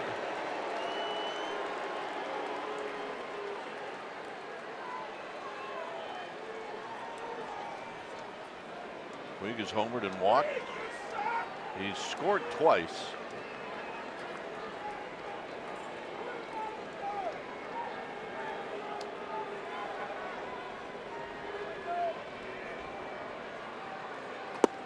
And he takes in tight.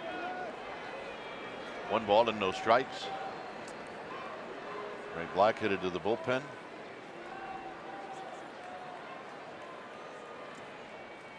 Crank it up.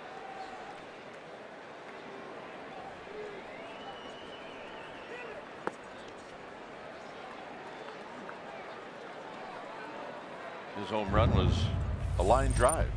And really, this is an area that he covers quite well. He's a middle-in guy. They wanted to try and get it off the plate at the hands. They didn't quite get it in far enough, and he jumps on it.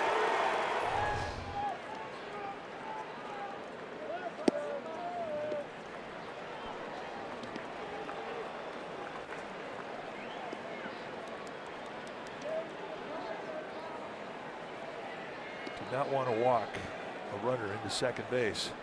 Scoring position.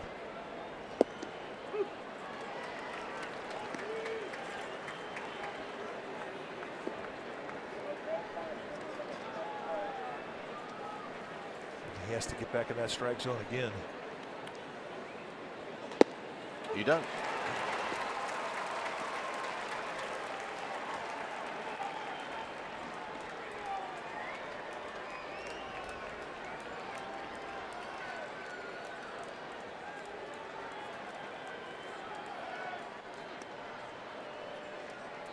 Bellinger is 13 out of 14 in the stolen base department. Well, if you steal off tie block, you've got to earn it. I mean, I think he's the best of the Giants staff at holding runners on. Runner goes, swing and a miss. Throw down to second is not in time. So Puig went from 3-0 to striking out on a pitch out of the strike zone. That's stolen base number 14. So quick delivery and unload time right about 1 second right there in Kirk Reeder territory. But a high throw prevented any chance of a tag.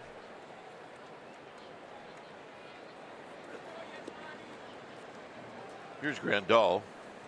Grandal has walked and singled, and he takes a strike.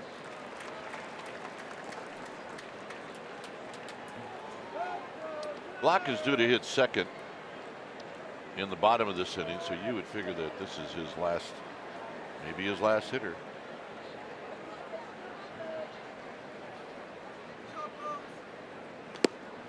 And that pitch is outside to even the count at a ball and a strike.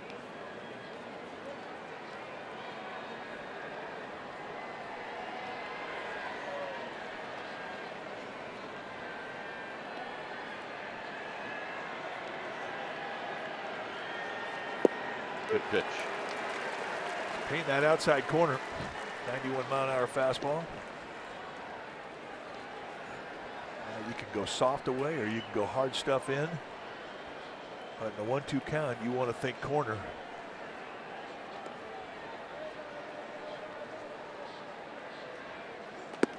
Got him, and that'll end the inning.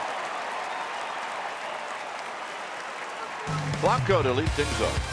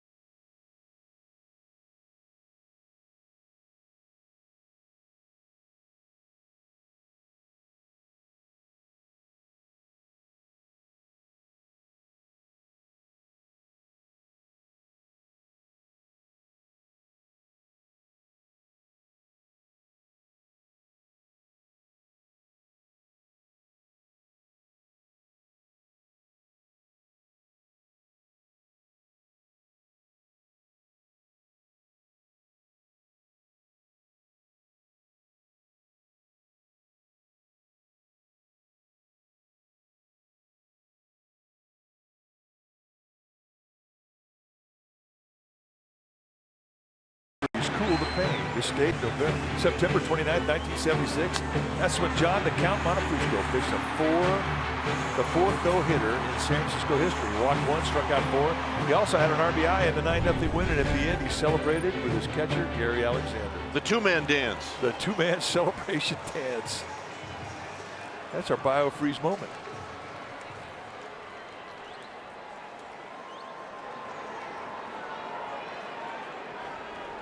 So here's Blanco.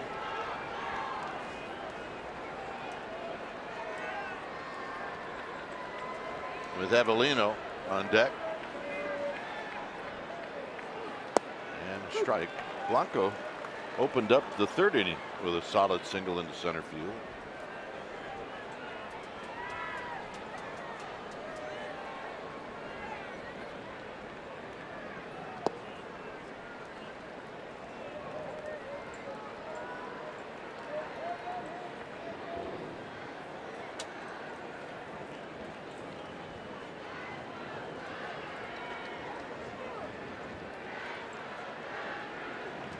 Blanco cannot hold up. It's 1-2.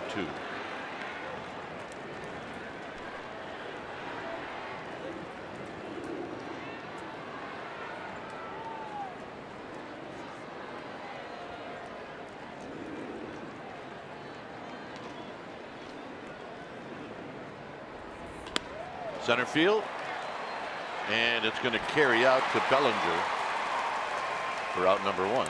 Nice at bat. Had good at bats against Kershaw today.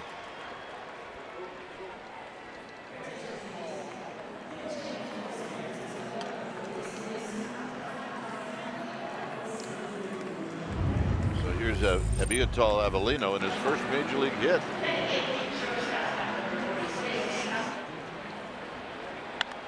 Well, finds a hole on the right side of the infield. And not only did he get his first big league hit, but he got his second big league hit the same night. So he steps into this batter's box now, and guess what? He's got himself a batting average. There's the authenticated baseball.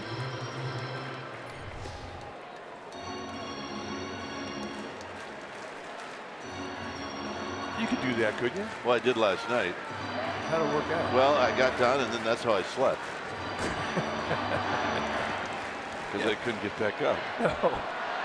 No. Well, I'm impressed you got down.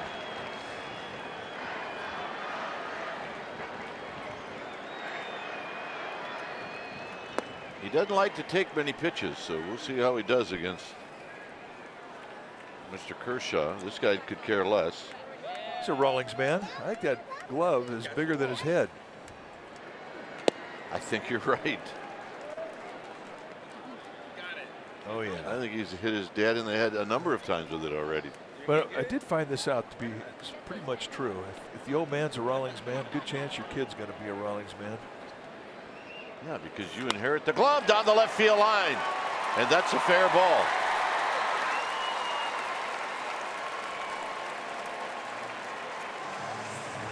Oh, there's a pinch hit single.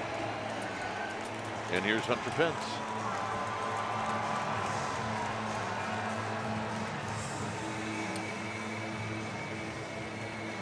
Avellino now 3 for 9 in the big leagues.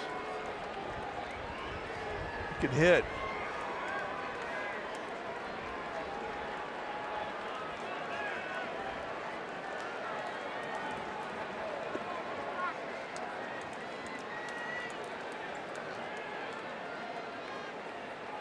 Pence down the left field line, and a fair ball.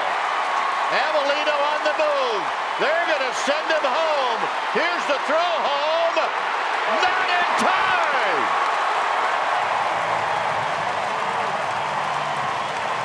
Hunter Pence lighting it up this afternoon against Kershaw.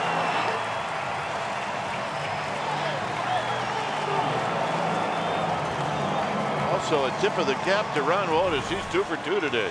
Ron Wotus sending him down and in or at the knees, and Hunter Pence just spins on it. Think about his last at bat. It was down right field.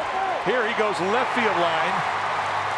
And Peterson gets to this ball quickly, and with Machado's arm, you never feel too sure.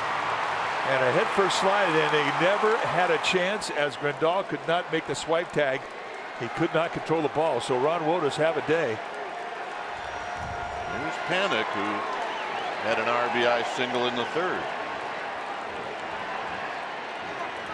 And he takes up and in a little flinch by Jerry Davis. I mean, even if he makes the play and catches the ball, he's not going to get Avellino. I don't think so. I agree with you. And I don't think the Dodgers could work a quicker relay. Or have a better guy to throw it than Machado.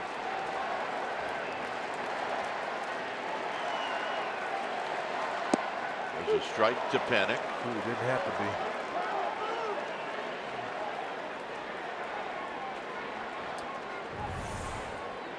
A 1-0 count. That's a gift.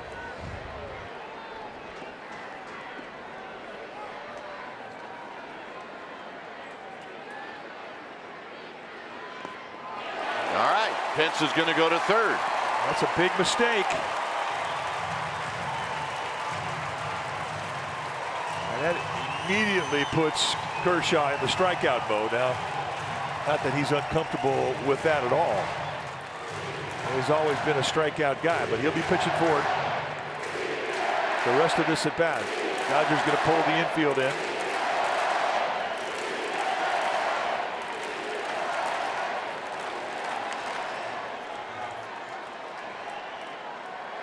Infield now in.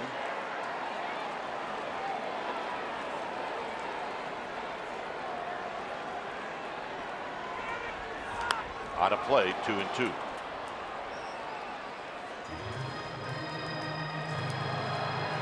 This is the 44th start that Kershaw has had against San Francisco, and they have never scored 5 runs in a game against him.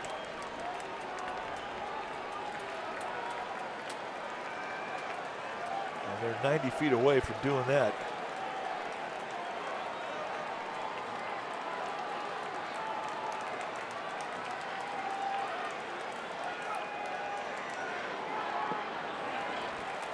Well, that's the one he wanted to get Panik to chase. It's 3-2.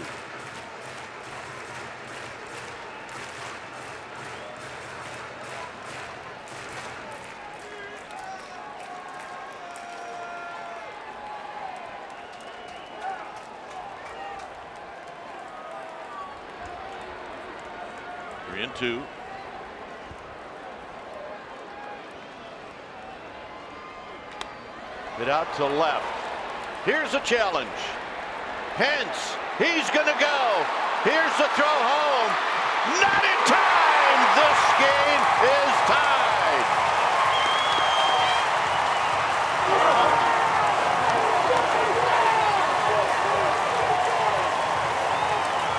That's energy coming down into the Giants dugout in the form of number 8. And what an at-bat from Joe Panik.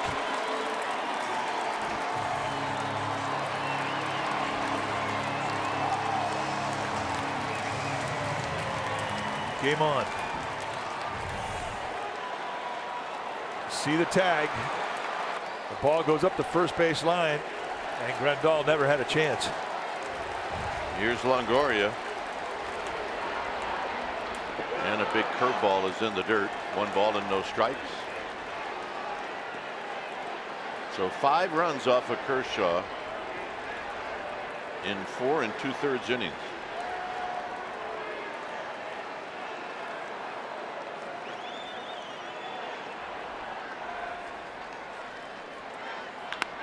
On the ground, in the hole, Machado, his long throw, not in time, and Longoria with a base hit. Well, we have to ask you, how far would you go for a Togo? Brought to you by Togo Special Army. Last night, Nick Hundley hit a home run off of Hyunjin Ryu. The exit velocity, 99 miles per hour, hit at 360 feet. And Hundley with a hit today against Kershaw. He'll be thinking good thoughts like that, and that's our Togo Special Army. When he hit it, I thought, we're going to have to get the chainsaw because it's going to hit the top of the car. We talked about Jeff Kent,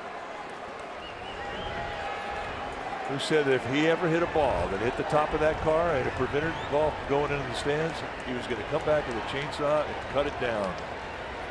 Here's Hundley. We believed him. Hundley hits a high fly ball to left. Peterson is back, and he's going to make the catch in front of the wall, and that's going to end the inning. So the Giants scored twice. It was Avellino with a pinch hit, and then Pence, and then Panic, and this game is tied at 5-5 after 5.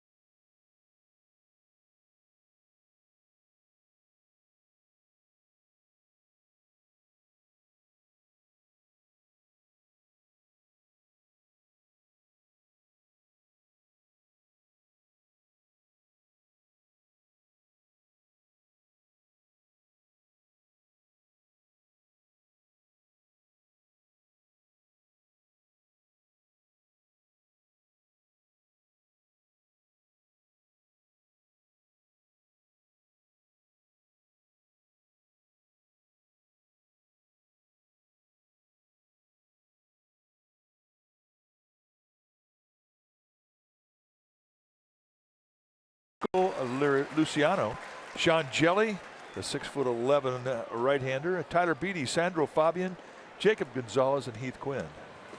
And those are all ranked by MLB Pipeline. That's our Subaru Presents Down on the Farm.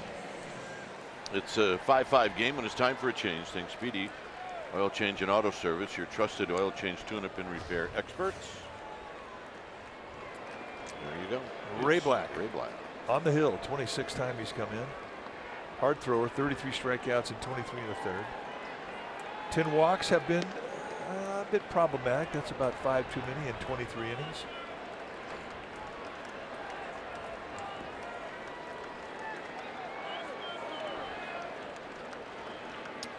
Facing Kike Hernandez. First pitch breaking ball, 1 ball and no strikes.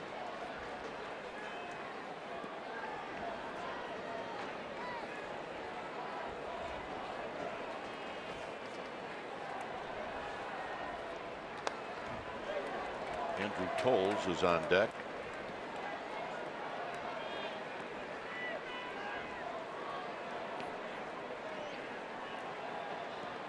And Tony Watson, the former Dodger,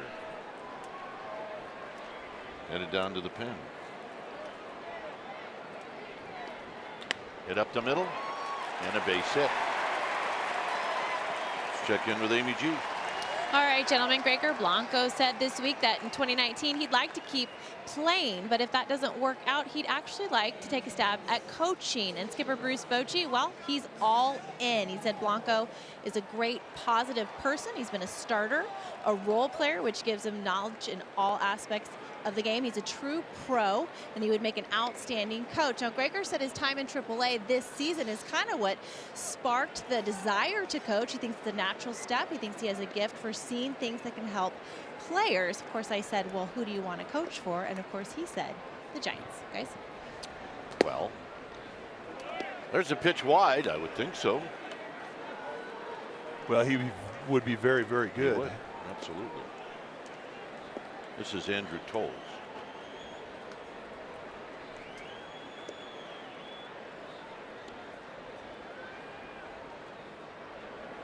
Foul back, so Kershaw out of the game. And the Giants, for the first time ever, have scored 5 runs in a game off of Kershaw. But you know, in regards to Gregor Blanco, you say, why would he be good? Well, I mean, communication is huge when you're a teacher. Coaching is teaching. He is articulate in 2 languages, but he's got a lot to say about base stealing, that's the outfield, hitting, and just life in general in professional baseball, which you can pass on to young players. And he loves the game. That's the kicker.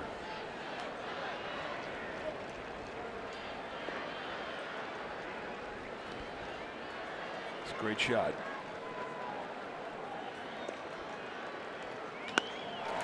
Base hit. Hunter Pence is going to get to it. And Dodgers at the corners. Tell you, Andrew Toles can hit. I don't think I've ever seen him make it out. At least it feels that way. And he comes into that bat hitting 233, but he hurts the Giants.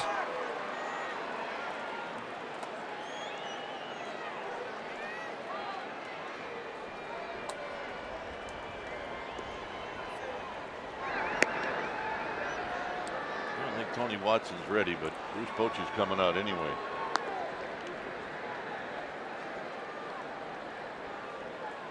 On a day like today, you need 10 pitches. So, Black departs, doesn't get anybody out. It's 5-5, and we'll be back.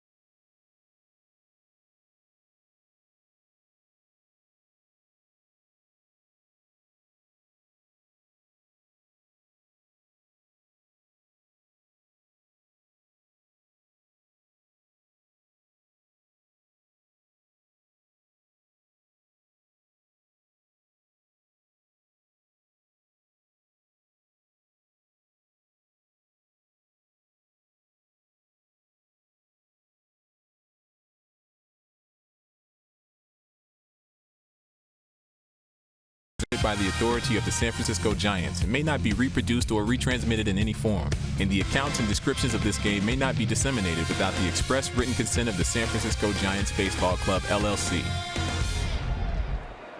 So Tony Watson's the new pitcher. It's 5-5 right off the bat. Hernandez and Toles with base hits, runners at the corners. Chris Taylor's going to pinch hit for Peterson. Take a look at the numbers for Tony Watson, who has had a very solid season. 72nd game, 54 hits allowed in 65 innings. He's inherited a strikeout situation. And he goes right after Chris Taylor.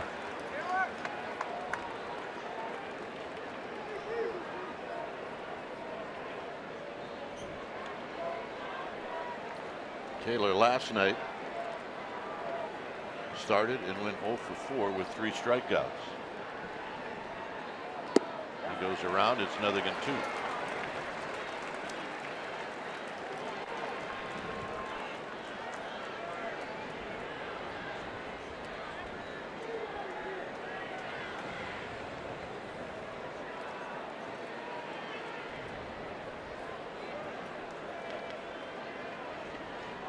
Must go up above the hands, inside corner. So he doesn't get it in, but he still puts the speed in the eye of the hitter. Now they can go back in and try and get that pitch inside with the fastball, or they can go back foot slider. Either way they go, he does not have to throw it in the strike zone here.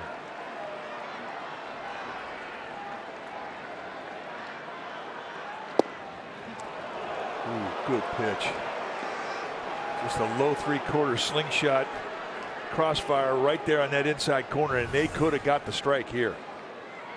Bang, right close to that inside corner. Jerry Davis says no.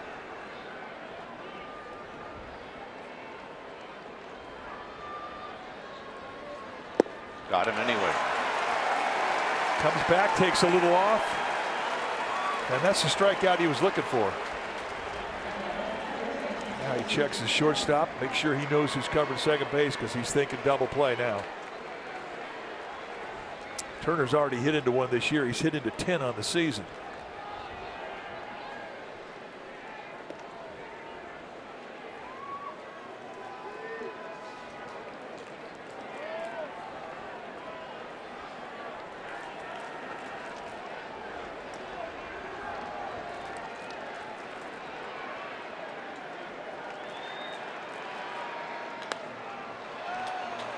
Well, Panic's got a long run, and he's going to make the catch.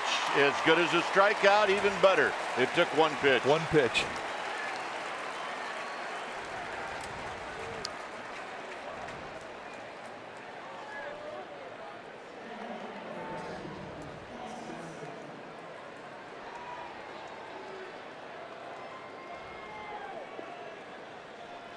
So here's Muncy.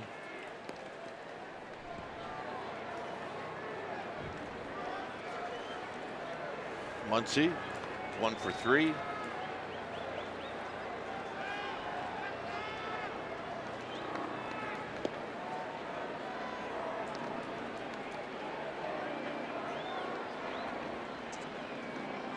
And a strike, and it's 0-1.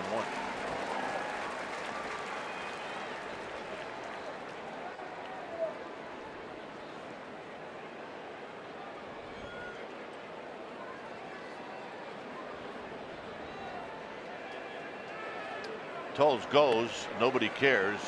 It's low, 1 ball and 1 strike. It'll be a stolen base. I guess you only care is if he scores. Right now you're worried about the hitter. Well, with 2 outs, you're right. You're thinking about Max Muncy. And one thing about Watson, he doesn't really have the luxury of an open first base. Not with Manny Machado on deck. He wants this inning to end right here with Muncy. And what that means is he has to bite off a little more strike zone, especially if he gets behind in the count.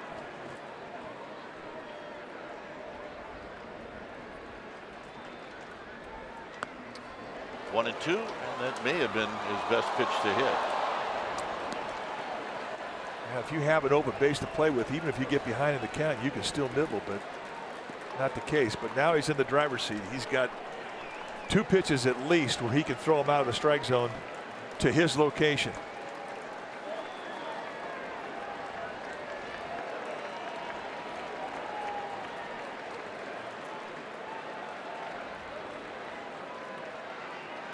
Out of play. And that's 95. That's his best bolt velocity wise. Tried to sneak attack him, and Muncy did well to fight that one off. That's as high as we've seen Watson all year. Hey, it's September. Well, remember, you said it earlier, he's facing against a team he used to play for. That'll always put an extra foot or 2 on your fastball.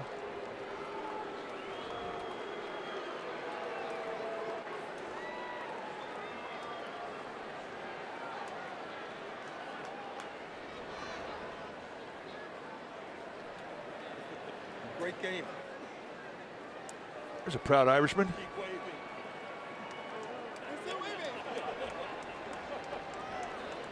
One ball and 2 strikes. 2 and 2.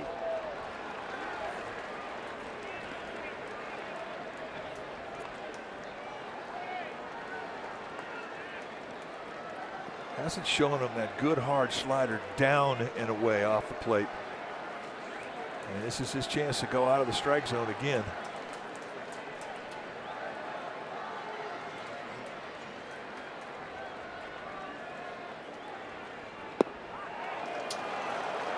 Fastballs, staying with fastballs. Now I think in a 3-2 count, he's got to get after him. Again, and the reason I say he has to get in that strike zone is because of who's standing on deck. Machado. And there's nobody in that Giants bullpen. This is Tony Watson's inning.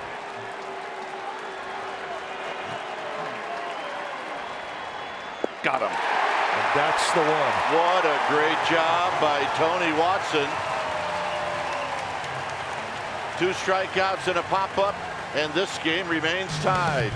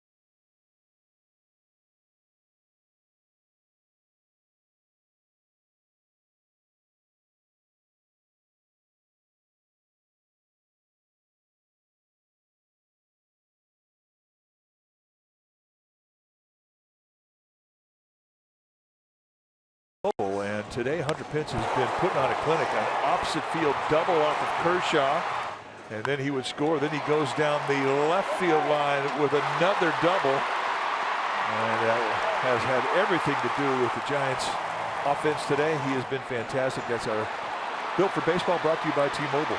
And it's Ryan Madson who's on the mound now for the Dodgers. When it's time for a change, think Speedy Oil Change. In auto service, your trusted oil change, tune-up, and repair experts. See Madson in 58 games this year. Started the season with the Nationals. 53 strikeouts and 51 1/3. He's got a good fastball, mid to high 90s, great changeup, and occasional curveball.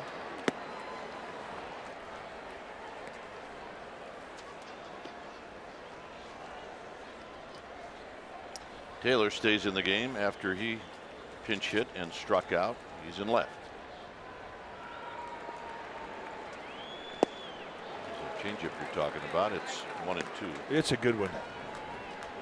And Matson's a big guy. He's 6'6", 240. Long-legged, long-armed.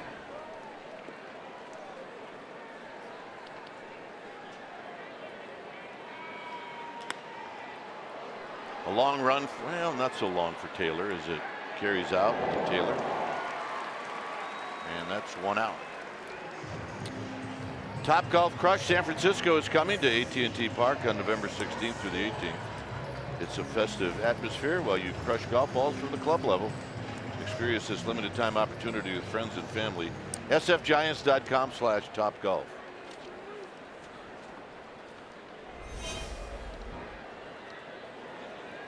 Here's Garcia.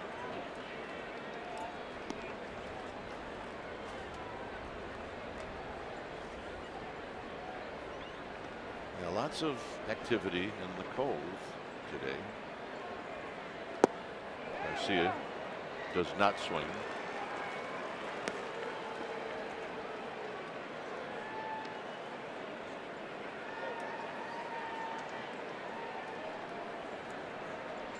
Dutch Holland, maybe the next one in.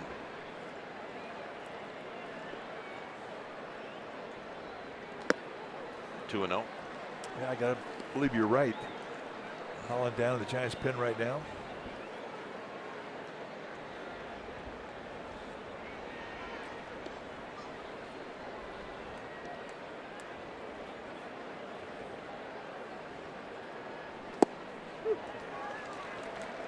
So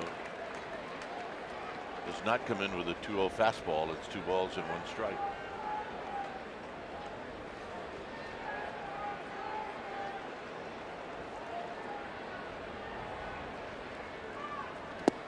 Two and 2.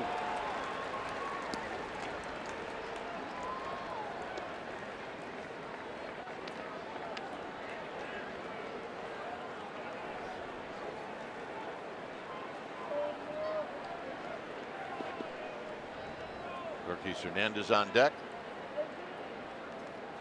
And he threw that fastball by him after a couple of changeups. What that changeup will do, it'll set up that fastball. Right now, we want to remind you the preseason basketball is on today. Warriors taking on the T-Wolves. That's at 5:30 right here on NBC Sports Bay Area. World champs return for a preseason game. Check it out.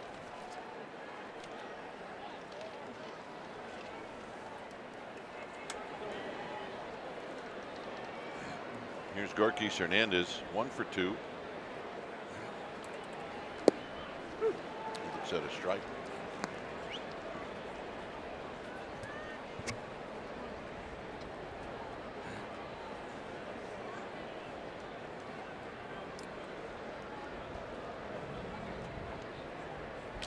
Breaks his bat and rolls this one to Machado.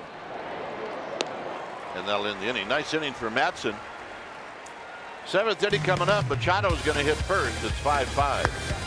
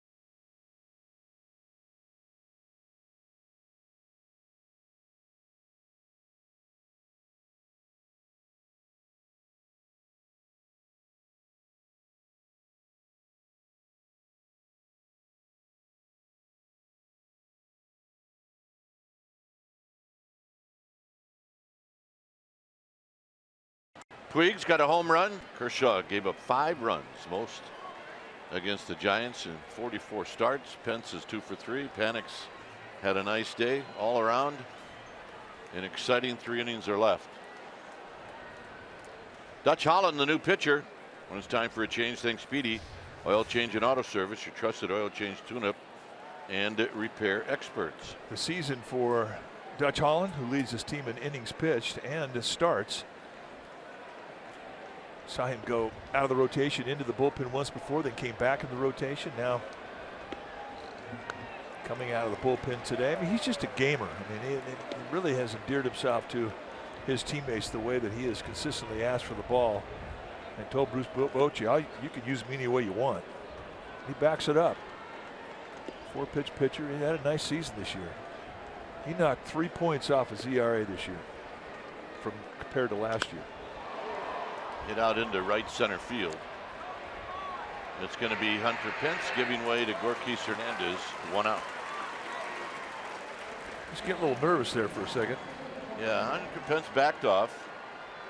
That usually means that he's had one less cup of coffee today. That's right. The center fielder is the captain.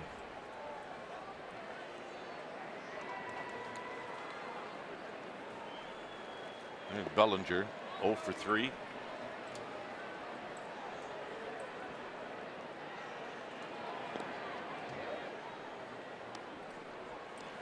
Cancel overshift on Bellinger, as you would expect.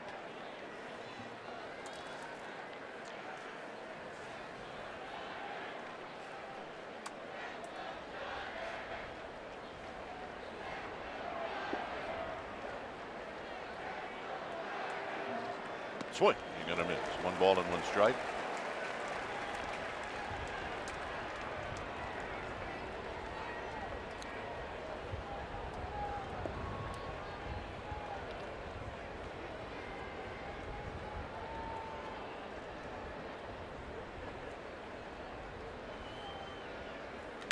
Popped up. Hundley. 2 down.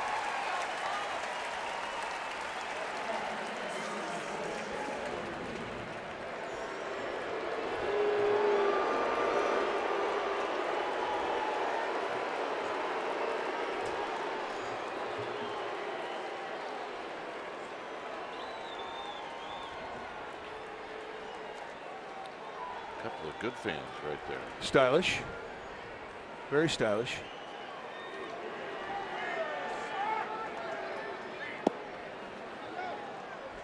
Puig is homered, walked, and he struck out. He scored twice. Giants keep going on that inside corner. They're not getting a pitch that has been called a strike early in this game. We saw Tony Watson have a similar pitch. Work hard to get it. I mean, he wound up striking out Chris Taylor. Had to throw another couple pitches to do it, but base hit.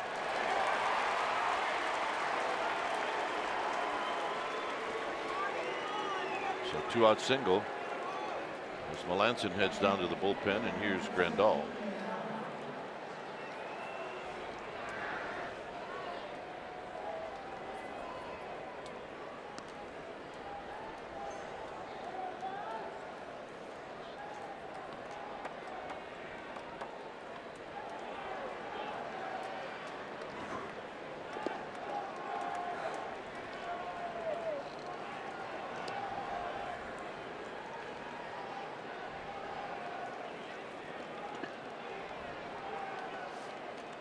Here's Grandal.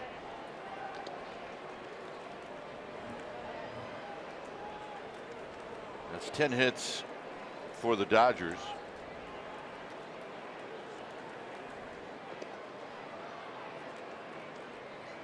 Grandal hammers one to left. They're going to get it to Crawford. And now second and third with 2 outs.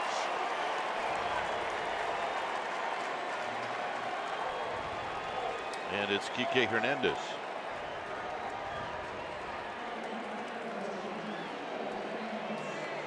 Well, I mean, here's the dilemma. You've got an open base now, and with 2 outs, you can really try and pick that strike zone apart. And they're not going to mess with Kike Hernandez. They're going to walk him. And they're going to take their chances with David Freese.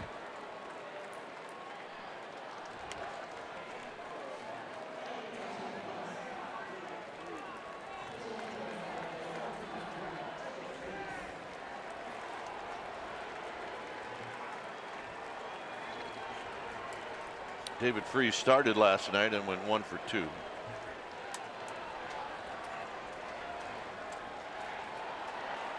Here's Bochy's coming out, or at least he's on the top step.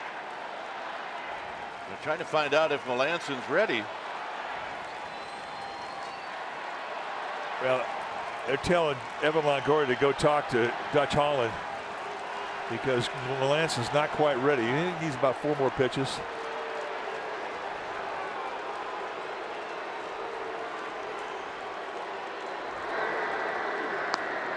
Melanson knows the deal. I mean, he needs to get ready because he doesn't have any. He didn't have a base that he can play with. He's got to come right in, and he's going to have to get somebody out. I don't know if it's going to be David Freese. You may see Chase Utley come in, or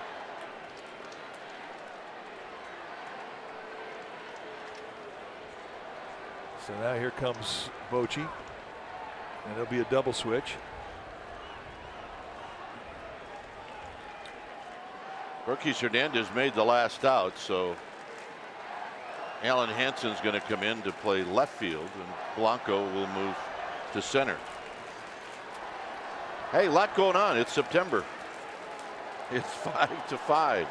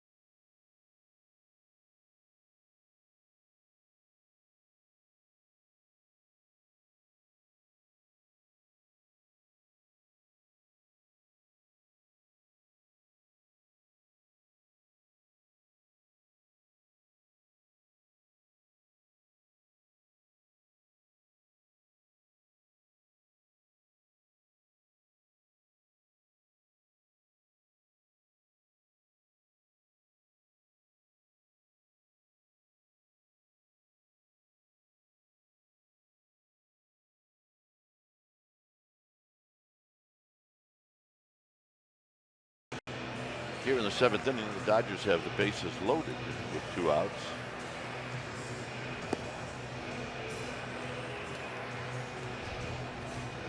The pitcher now for Bruce Bochy will be Mark Melanson. 41st time he has come into a game. 3.08 ERA.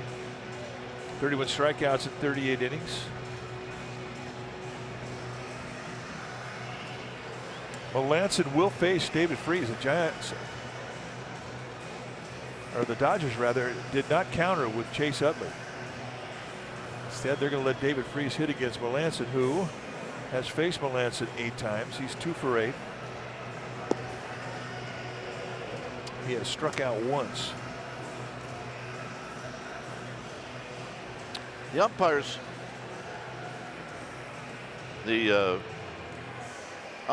four umpires met off to the side of the mound, and I'm not sure that they're telling us in the truck they think they're trying to clarify how many mound visits the Giants had. Well, Bob Guerin, the former manager, he's saying, wait a second, that should be 2. Bob, if you're worried about mound visits, stop. Hey. Giants have 2 mound visits left.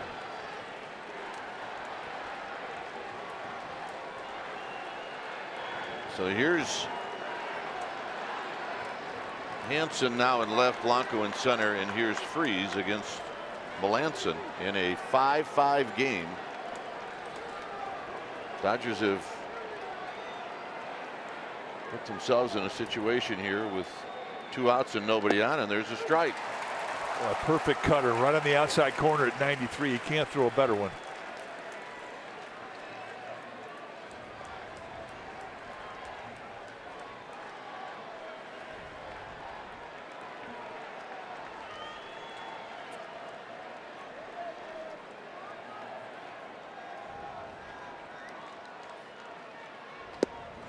Tried it again and misses. It's 1 ball and 1 strike.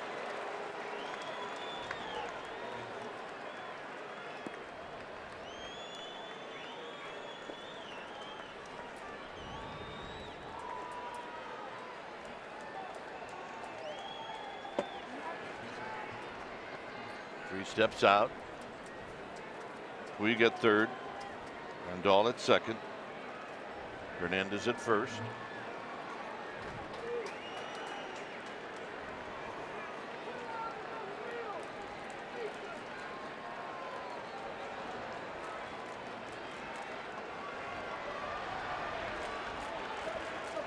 He's asked for time. Melancon did not like the first suggestion. He's not going to shake. He's just going to wait till he sees the pitch that he wants. And nobody knows Melancon better on this planet than the guy behind the plate, Nick Hundley. They've been together since college.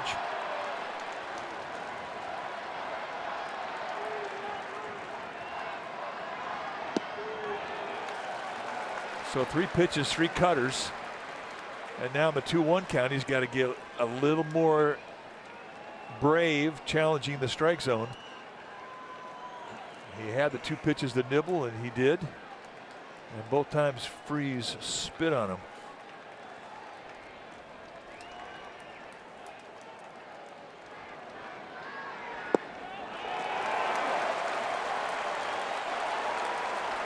And now he has to get in the strike zone.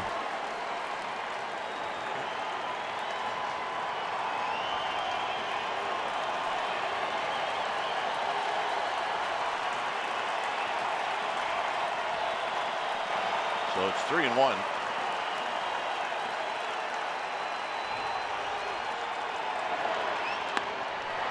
Inning over. Wow. Freeze does everything right, and he gets nothing, and it remains tied.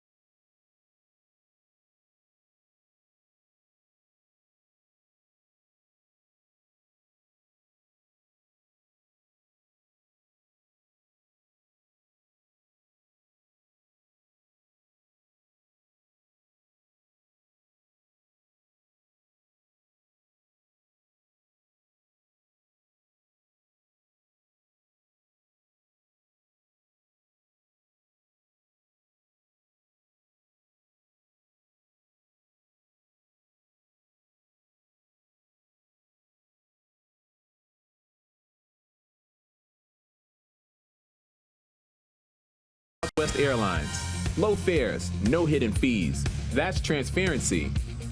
By Heffernan Insurance Brokers. Insurance and financial services for you and your business. Visit hefins.com. By Xfinity. X1 will change the way you experience TV. And by Kelly Moore Paints. Go where the pros go. Kelly Moore, the painter's paint store. 5-5 as we go to the bottom of the 7th. When it's time for a change, things Speedy Oil Change and Auto Service. Your trusted oil change tune-up and repair experts. It's Alex Wood, who's going to pitch in back-to-back days. He pitched in relief yesterday. Well, been a starter through most of the year with 150 innings pitched, but as Dodgers go forward, they see him as a guy who's going to come out of the bullpen. And he's got some funkiness to him. He's got a little herky-jerk, a little rock back windup that is very deceptive. He's got a very good changeup, curveball combination. His fastball is right around 90, but he can spot it on both sides of the plate. Blanco's had some good at bats today as he bluffs a bunt and he takes a ball.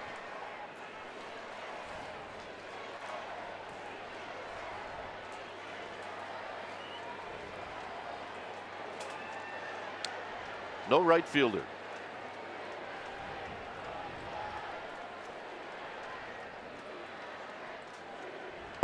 strike. Puig thinking that Blanco's going to hit the ball from Triple's alley and to his right. Well, Blanco's speed, I mean, he could get one down the right field line. He could run forever. He could. You can see how much room is over on the right side of the field as they protect Triple's alley defensively.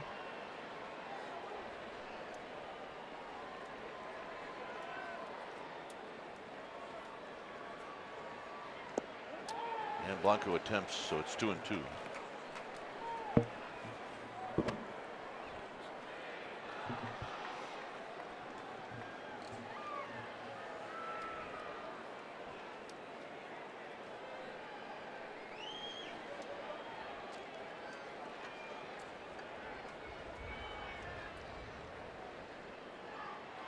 Blanco just barely stayed alive as that got Grandal. That was his version of the extendo bat. Just reaching out to catch a piece and stay alive.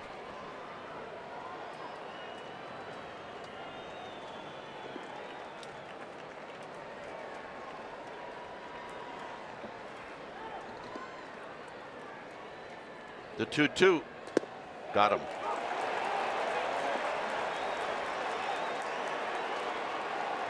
It's right at the top of the strike zone. Don't have another center fielder, Grego, so you got to stay in the game. I think his question was it on the call or the swing. I think he checks his swing. Maybe that's kind of out there in the 50-50, but yeah. I think Jerry Davis called it on the strike location.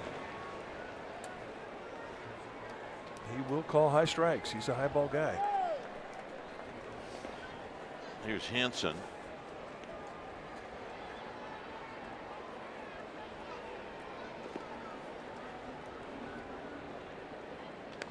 Hansen fouls it back. Hansen's splits are much better hitting left-handed. He's hitting 186 right-handed. He's had 70 at bats. He's 13 for 70.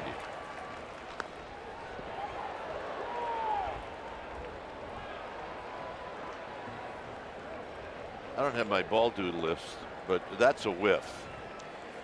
Well, Mark Madden, we've seen him be better. Let's take a look.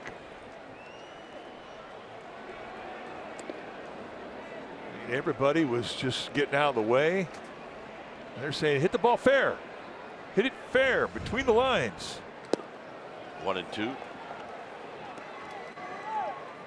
Led by that guy. Pablo Sandoval of the Panda.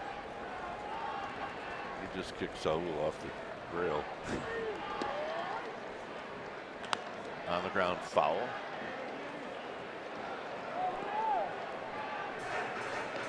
Sandoval still telling him to hit it. Hit it. And hit it in fair territory.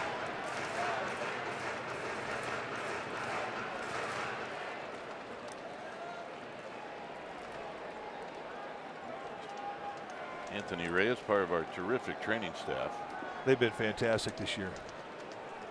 Dave Greshner, Director of Athletic Training. He and Anthony Reyes and Eric Ortega, Tony Real, I mean, they've really been tested this year. I don't think they go home. I don't think they go home either. Anthony Reyes said this is the most surgeries that he's ever even heard of a team having in one season. And again, Pablo's going to say, hit it. What are you doing? I think he's trying to do that. So you think he has fun coming to the yard? Yeah, he does. That's not the first time he's put that mask on either. Got to the big leagues as a catcher. He did. Gorky's has got the miniature glove. It's 2-2. Finally, on a high fastball, the swing ain't gonna miss. And here's Hunter Pence.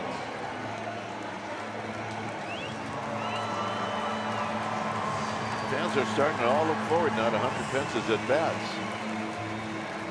Although it's been like that since he arrived.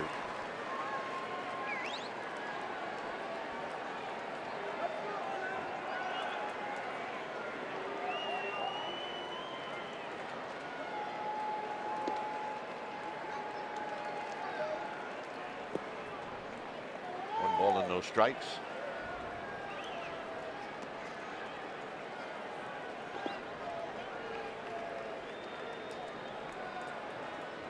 Pence has 2 doubles. He scored twice and he's got an RBI. And he takes a strike to even the count.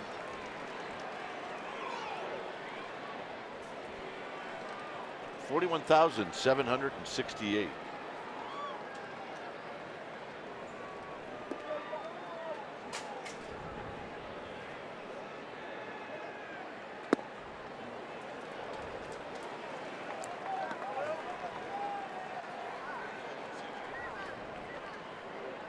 Hunter Pence seeing the ball very well today, and he has used the whole field.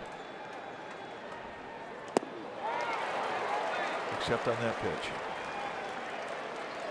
Good changeup from Alex Wood.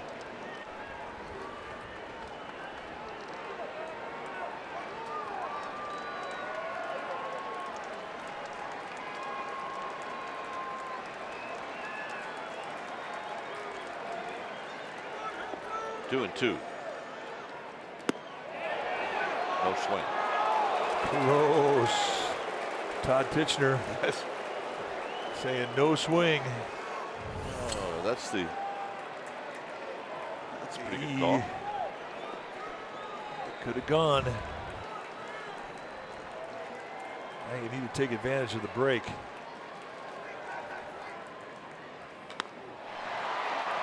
Right at Bellinger, and that'll end the inning. It remains 5-5.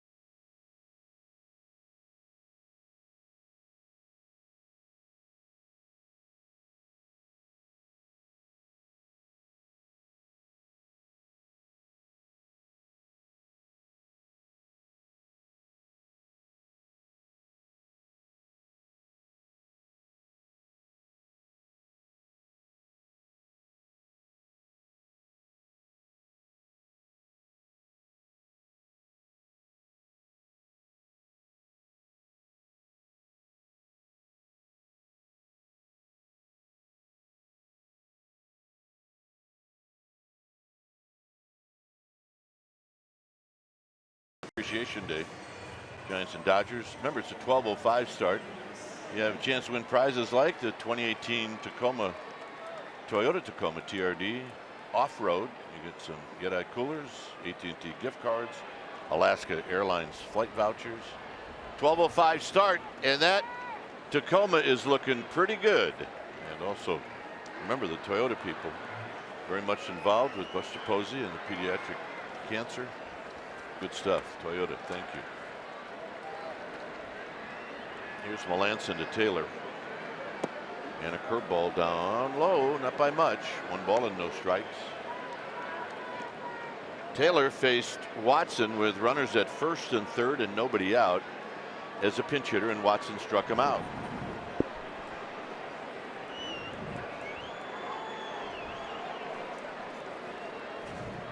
Up the middle and a base hit. Let's check in with Amy G.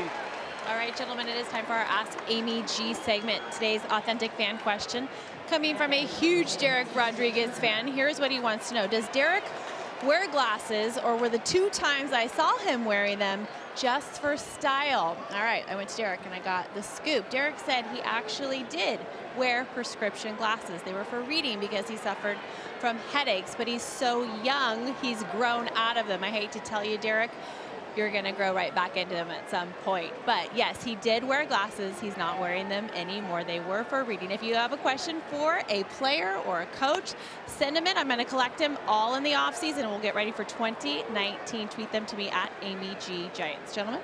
It happens right around 40, 42. I saw Dave Fleming yesterday. I was doing radio with him. He was squinting, reading. Oh, yeah, it's time. Great. It's time. And he admitted it. He said, ooh. It's going to get you. I asked him, I said, well, how old are you now? Are you 33, 34? 42. Swing and a miss. 0-2. Cutter in the inside corner.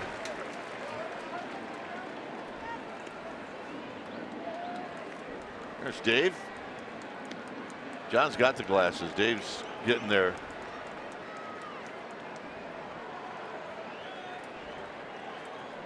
Darren Chan in the back. I think DC's got him. He's crossed the bridge.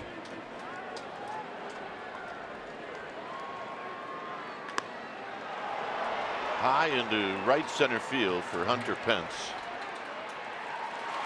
Turner can't believe he made another out. He's 0 for 5.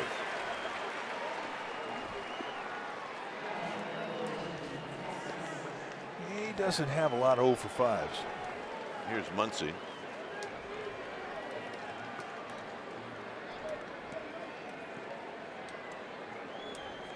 Muncy tripled in the 3rd. So Taylor, this guy that can run a little bit. He's got 9 steals.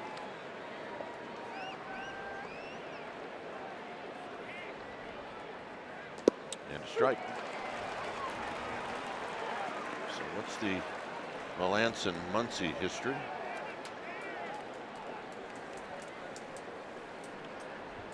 For 1. Not enough.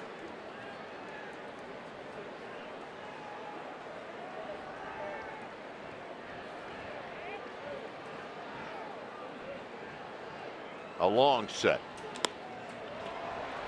And Crawford calling. 2 down. Yeah, 0 for 1. That's not really history. That's more like a cameo appearance. Here's Machado. Melanson Machado history. 0 for 4. 0 for 4 with 1 strikeout. Still not enough, but it's something.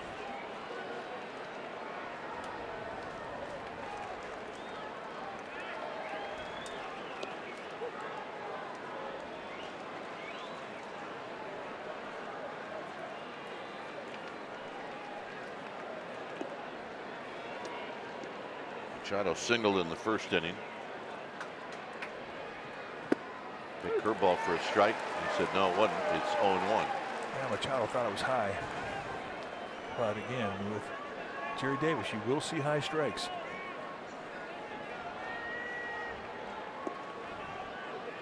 Don't want to make a habit of missing high to Machado. He likes that ball up.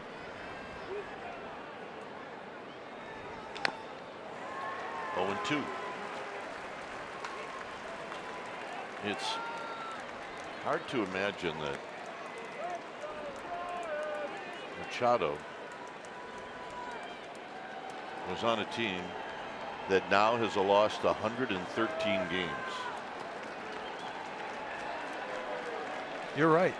It's hard to imagine that. It is hard to imagine that he was part of the Baltimore Orioles this year and putting up some numbers. Yes.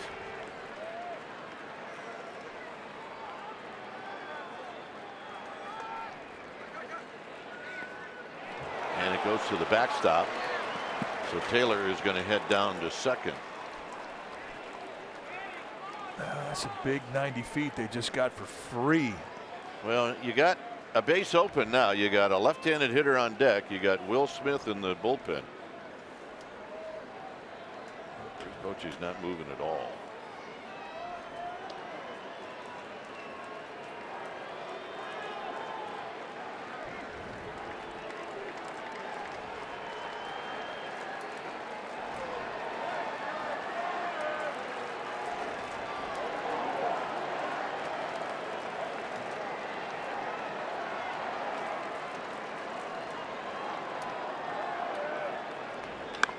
Hit to right. Pence is looking up. Off the bricks. Coming in to score is Taylor. Machado's going for three. He's going to make it.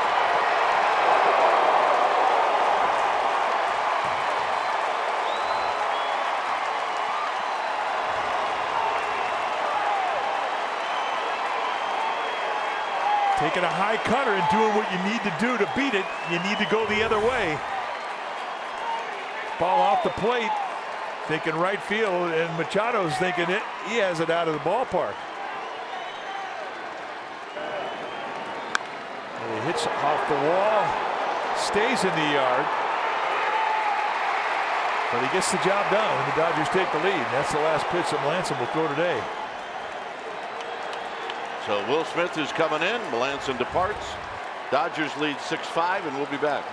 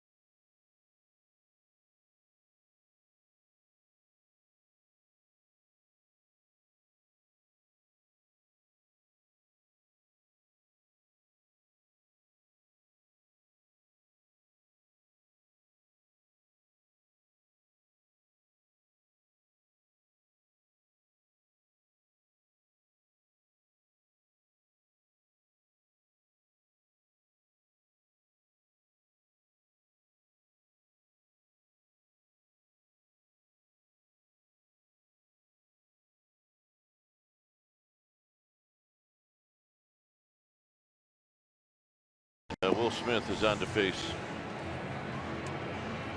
Cody Bellinger. Numbers for Will Smith. 54th game, he's come in 252 innings, 33 hits allowed, 70 strikeouts against 13 walks, all good.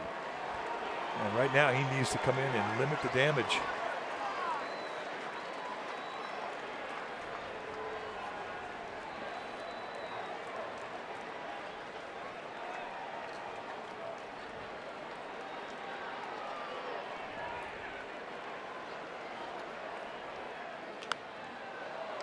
Pop up out of play. No balls and one strike.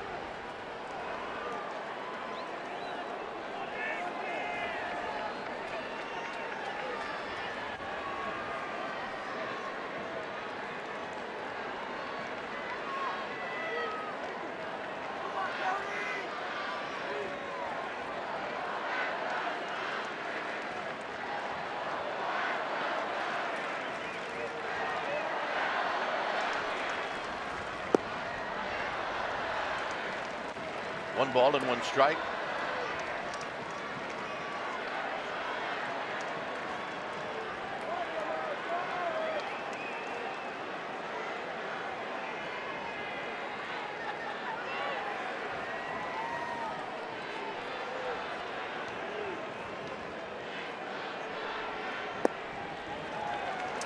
Yasiel Puig is on deck.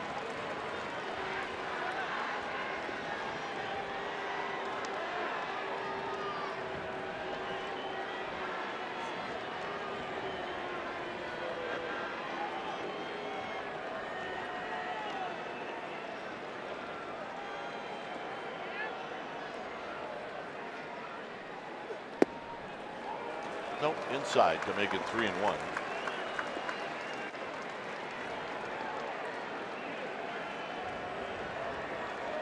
So Bellinger's thinking here that he's going to get something really nice to hit.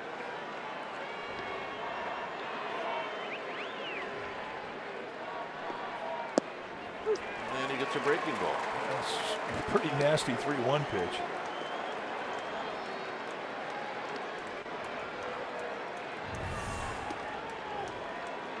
I mean, that's about as nasty as a nasty can be. It's not a 3-1 pitch you're going to swing at.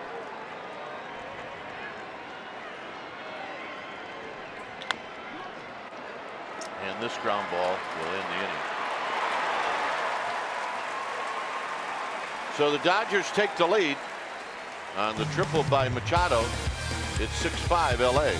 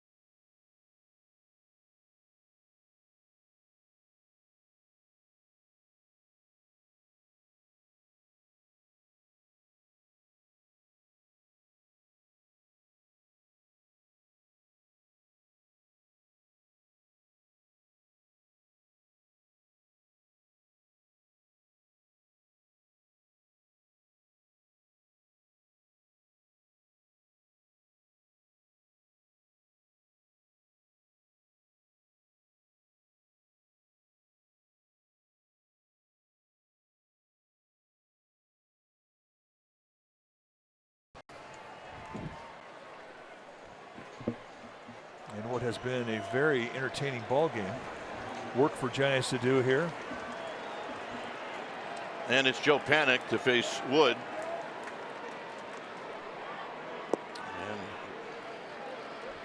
And Wood starts him off with a pitch in the dirt. Panik 1 for 2. He's got 3 runs batted in this game. And they were all off of Clayton Kershaw. 2 right-handers in the pen, Kenta Maeda and Dylan Floro. Line to Taylor. 1 out. Dave Roberts is going to come out. So Wood does a nice job. Wood went an inning and a third.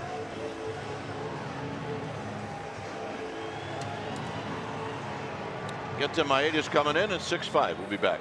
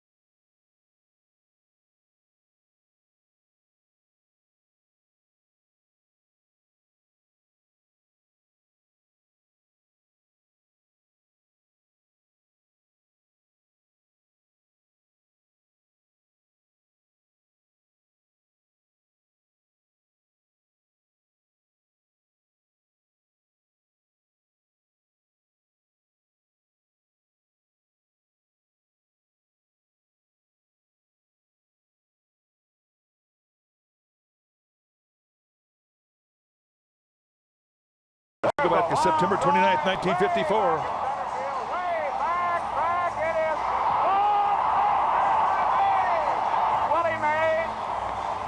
This crowd to its feet with a catch, which must have been an optical illusion to a lot of people. And Willie Mays would make the catch. Game 1 of the 54 series with the Cleveland Indians. The Giants would go on to sweep that series. And Vic Wirtz, who hit the ball, was denied. That's our smart play, brought to you by your Northern California Ford dealers. Here's Maeda to face Longoria. It's a 6-5 lead for the Dodgers. And it's tapped fair, and Longoria's out. Longoria saying, hey, well, look. Bruce Bochy's coming out. Well, I think that Longoria felt that the ball was still in the batter's box. I mean, the line in the front of the batter's box has been long since scratched out.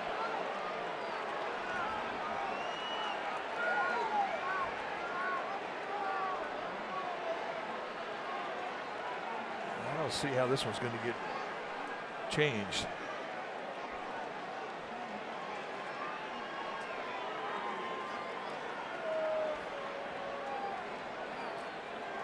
I mean, Bruce Bochy's asking for some help for one of the line umpires, and he's not going to get it. They're not going to review it.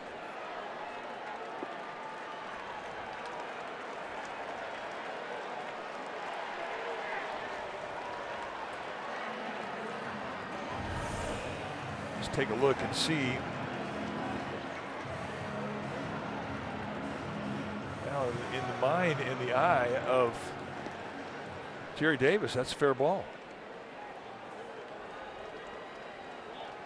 I mean, that's close to the line, but, you know. Well, if there is no line, what are you going to go by? Well, it's just where you think it is. It's the gray area.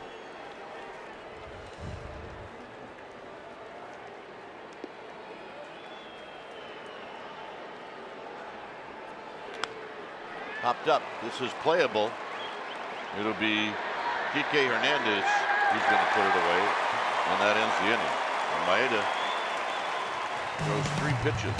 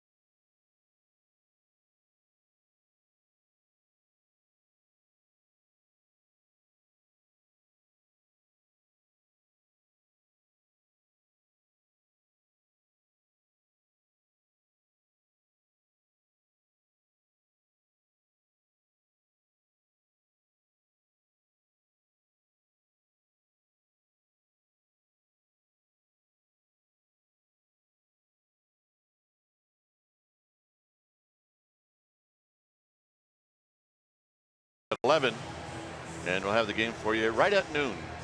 Remember, every game tomorrow on the schedule is going to start at the same time. It is the final game of the season. We'll be here.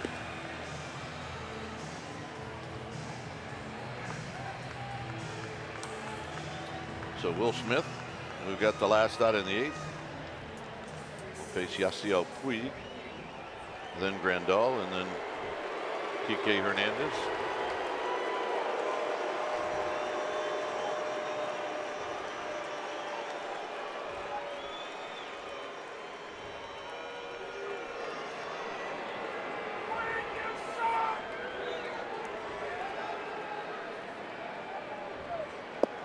Puig bluffs a bunt and he takes a strike.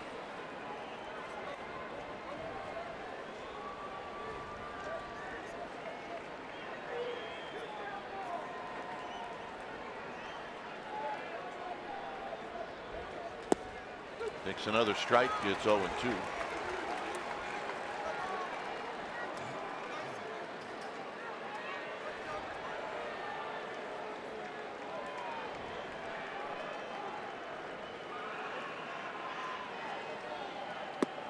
And on 3 pitches, Puig is gone. 1 out.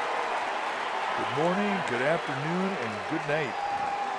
Well, MLB at Bat is your #1 Giants app. You can customize your experience to catch every moment this season. Download MLB at Bat today.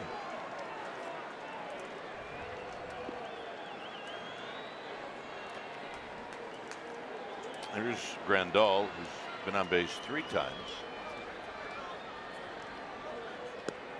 First pitch is high and wide.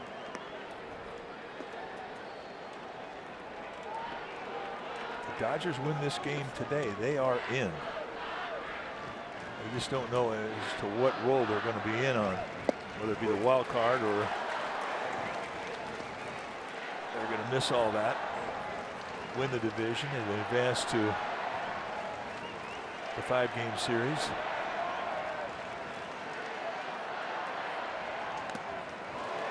1-2. That popped the jaw pretty good of Nick Hundley.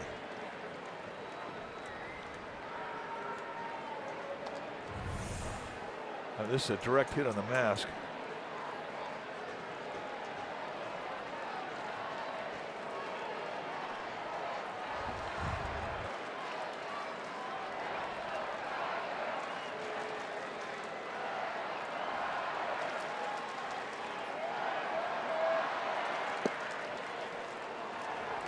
Not a bad pitch, but a little low and a little in, but not by much. Well, that's how you wanted to miss if you're going to miss off the plate in.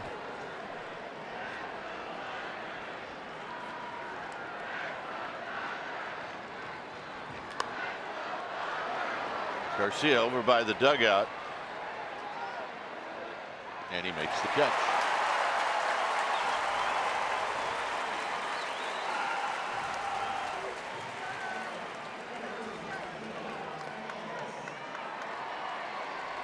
So here's Hernandez.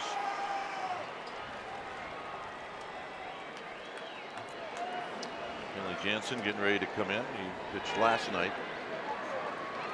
He threw 17 pitches last night. And he'll be facing Crawford, Garcia, and then a pinch hitter. And there's a call strike.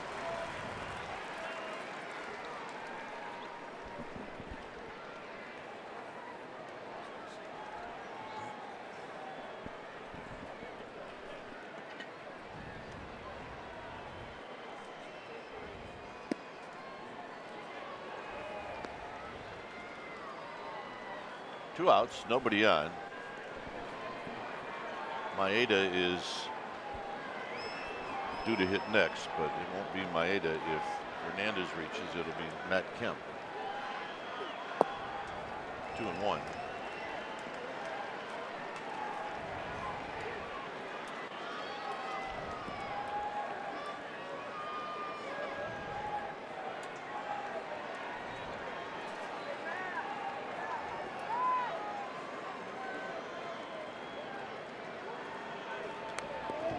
Two and 2 on the foul, straight back.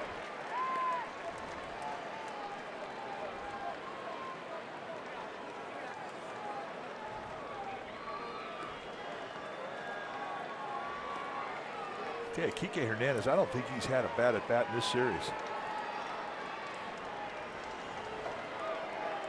He has been on everything. They have not been able to get him off that back leg much.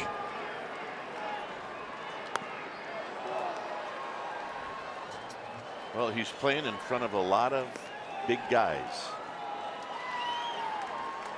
And he's the one getting the nod, whether it's in center, at second, in right. First base. I mean, he's been all over, but he stayed in the lineup. And that's because of that bat.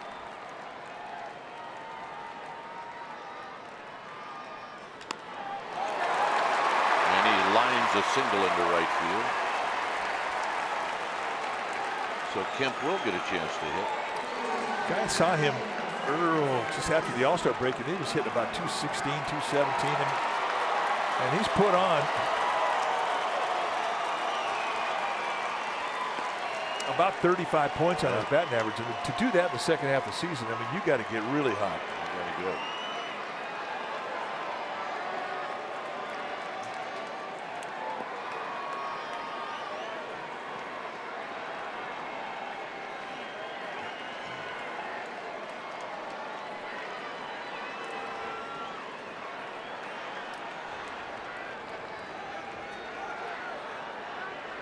Swing. Ain't gonna miss. Kemp not Jimmy jacking around. He getting up there looking for pay dirt. He is not. You're right.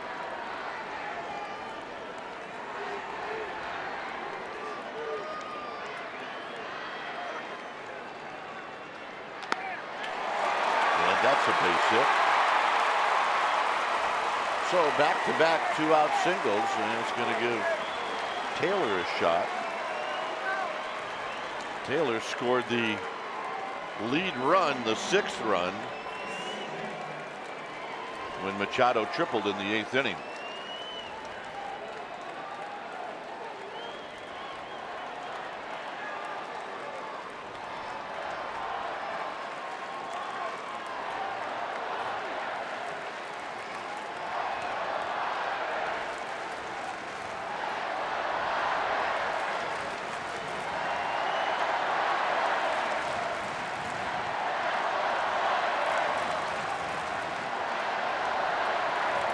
Taylor up and in, 1 ball and no strikes.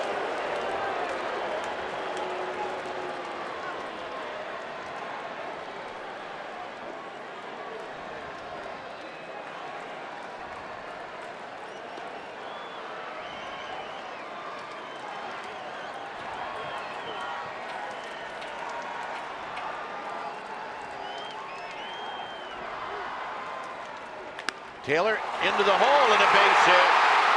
And here comes Hansen. And his throw is way offline. The throw goes to second. Everybody's safe.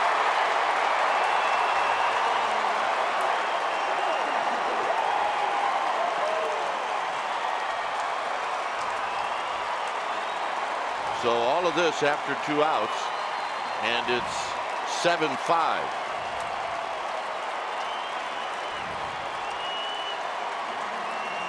And now it'll be Turner. Just out past the outstretched arm of Crawford. And with a 2-out jump and good speed from Hernandez, I mean, he never even thought of anything but bust through and try and score.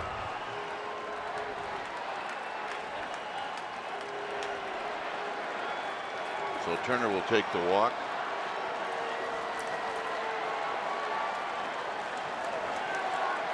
Dodgers have had men on base every inning. Yeah, they have definitely set the table.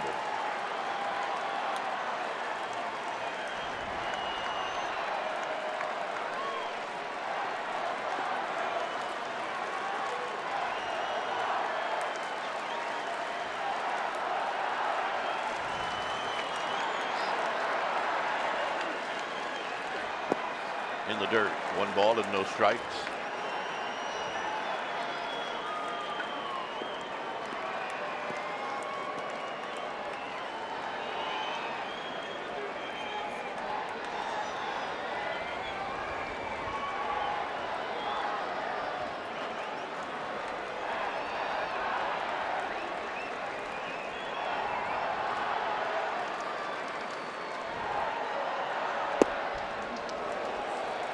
hot-head pitch, but called the ball 2-0. Definitely one you want, especially when you're leaking oil a bit. 26 pitches.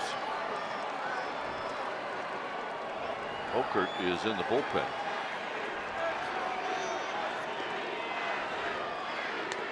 It's off the end of the bat, foul, 2-1.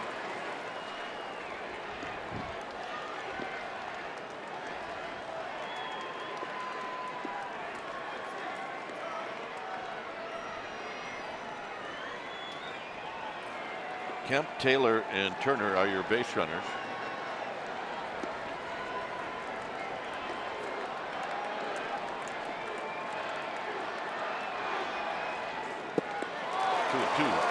On the big swing. So Muncy looking middle in with the fastball, and he goes after one above the hands.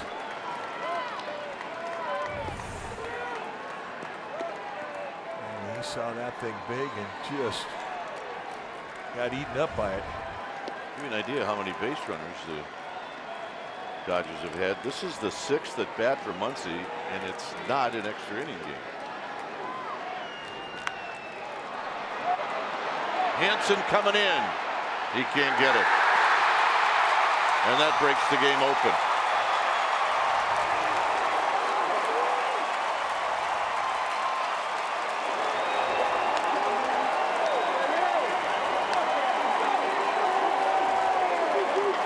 Hansen a little bloop.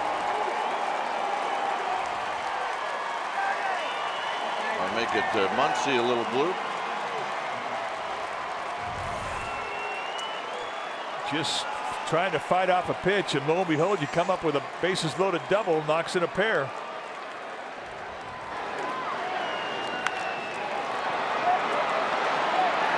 And there was nothing that Hansen could do about it.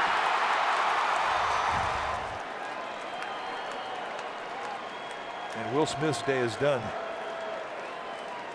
Well, you want to be able to use Will Smith tomorrow. So, coming in, we'll be back.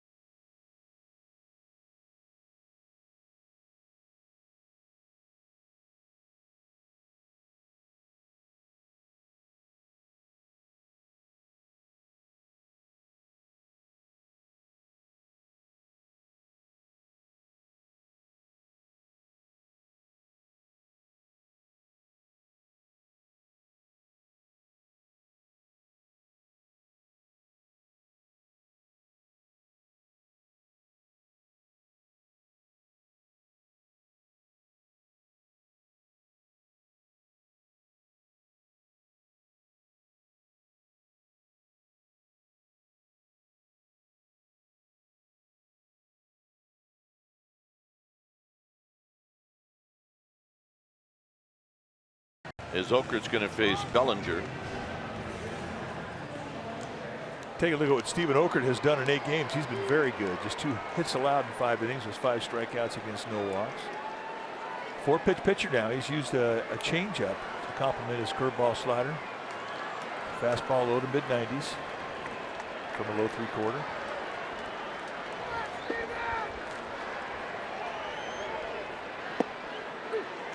And he takes a strike. It's 0-1. Bellinger is 0 for 5.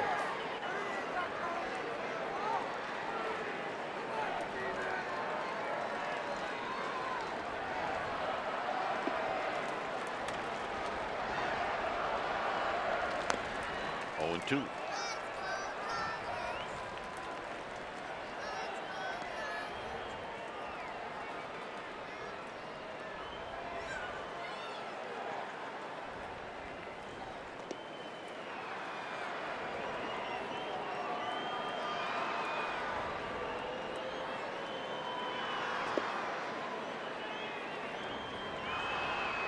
way outside. 1-2. Tomorrow, Andy Suarez against Walker Buehler. And that'll wrap up the season. And a lot at stake still tomorrow. Of course, we'll keep an eye on what's going on tonight in Denver with the Rockies. There's a bouncing ball to Crawford. Crawford knows he's got to hurry. He has no chance. And Bellinger beats out an infield hit and a run scores. The one thing about Bellinger, I mean, he can move. And once that ball came off the bat, and it was not even quite a medium speed ground ball, he had almost no backswing. And he was down that line sniffing hit RBI. And you can see how far back Crawford was playing. No backswing. And even if he comes up with a clean exchange, I don't think Crawford, with his strong arm, had a chance to get Bellinger. So 7 straight Dodgers have reached here in the 9th.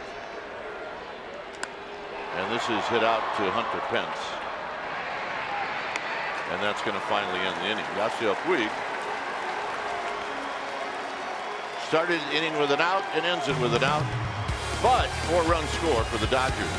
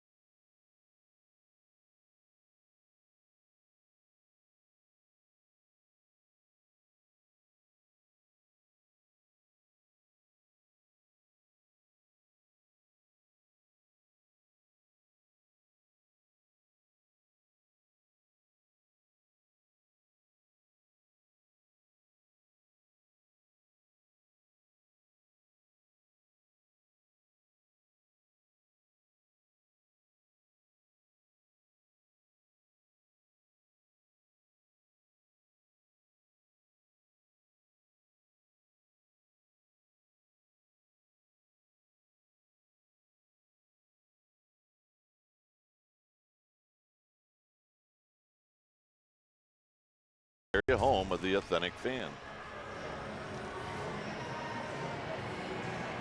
41,768 here today. And I'm expecting the same crowd tomorrow. Remember, it's a 12 o'clock start tomorrow. And we'll have plenty of authentic fans out here tomorrow. Maybe even those 3 will be back, as the new pitcher is Zach Roskup. That's what Roskup has done in 16 games. 19 strikeouts against 3 walks in 11 innings. With a fastball slider combination. We watched him warm up. Very high 3/4 release, but just showed 2 pitches, the fastball and the slider.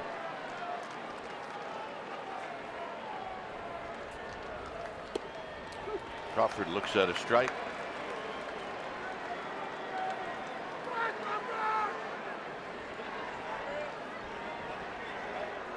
No balls and 1 strike.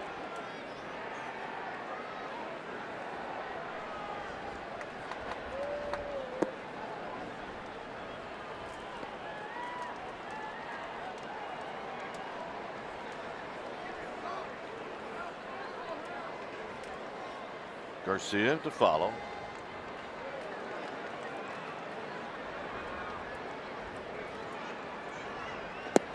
Down low. Swing, 2-1. Chance for the Dodgers to celebrate after this game, because it clinches a postseason berth, one of 5 in the National League.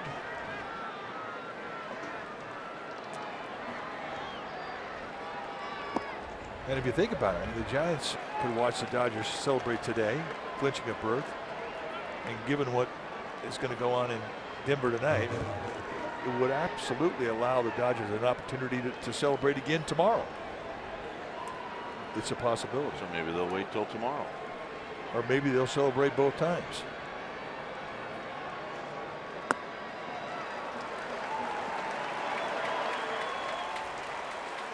Crawford takes the walk. Right now, you can see the Dodgers trail the Rockies by a game. Rockies played tonight against the Washington Nationals in Colorado.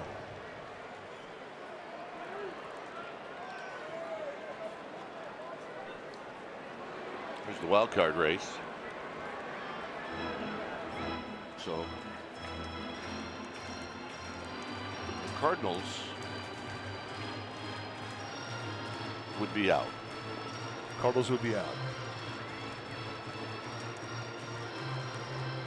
And once again, with a 5-run lead and a leadoff walk, Kenley Jansen starts to throw. And Rick Honeycutt going to come out there. I don't think Kenley Jansen needs a whole lot of time to get loose. He's already had one hump.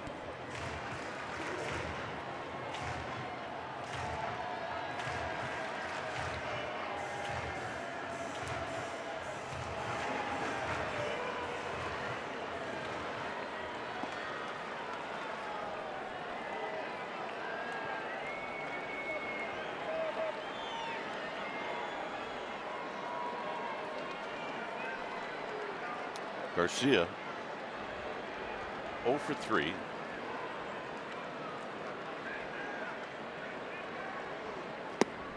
And he takes low.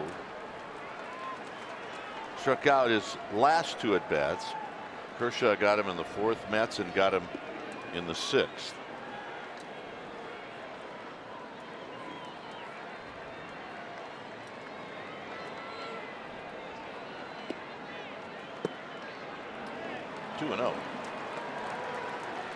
Roscoe just can't find that strike zone.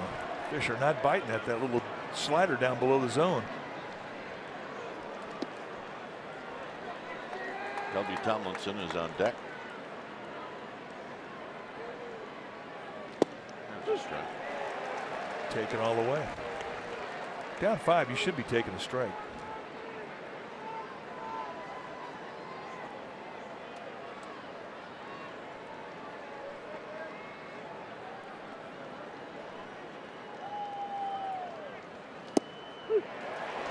Outside corner, 2-2.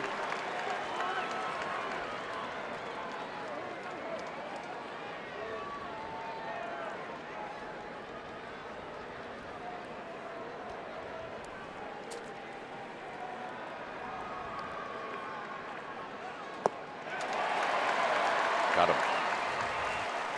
Hat trick. 1 out. Well, with Garcia, that usually means tomorrow he's going to have a big day. We've seen him have 4 strikeouts and come back the next day and have 4 hits. A couple of times.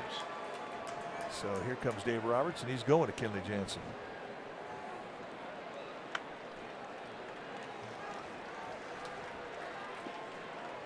So Kenley Jansen's coming in. It's 10-5 Dodgers.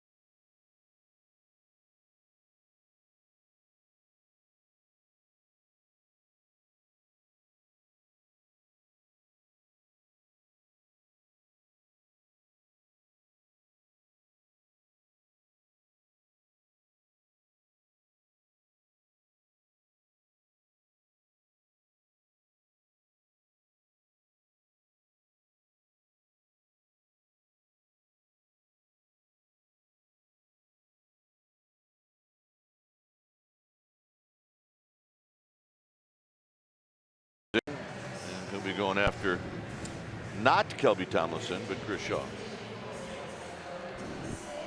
The numbers for Kenley Jansen, another solid season, 38 saves for the Dodger closer.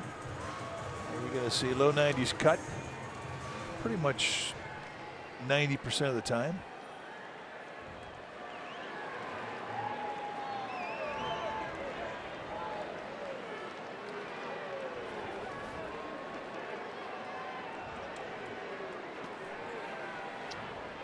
Here's Shaw, or Jansen to Shaw, and a swing. They're going to miss.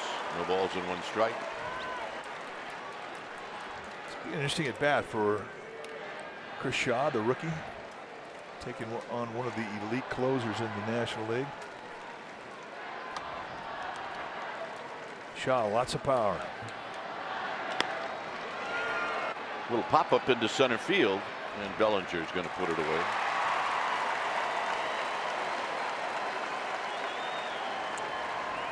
So here's Blanco.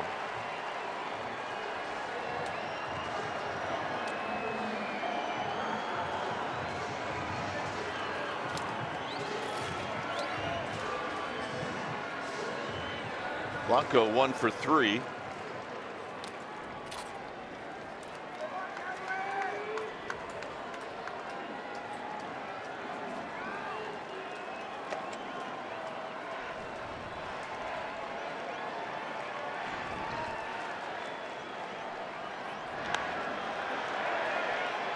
And this is popped up and out of play.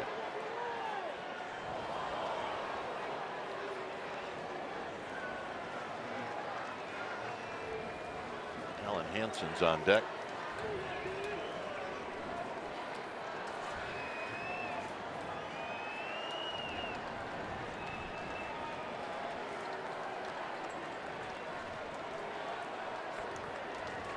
Jansen in the 0-1 pitch to Blanco as Crawford goes, and there's a swing. I'm going to miss.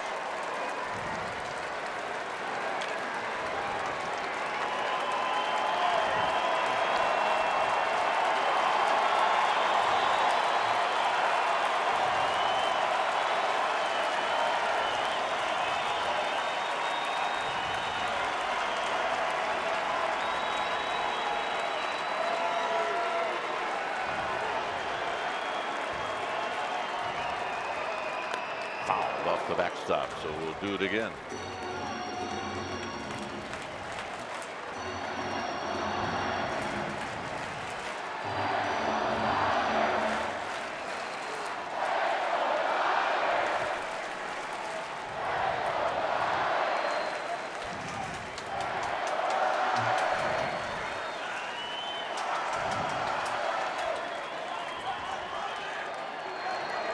Crawford goes, and the pitch is high. 1 ball and 2 strikes.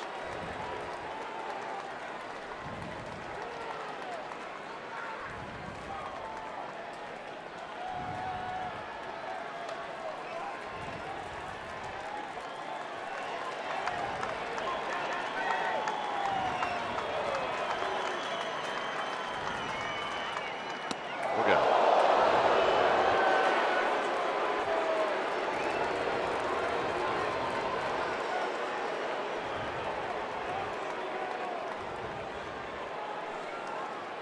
Cutter up and in, and it almost clips Gregor Blanco.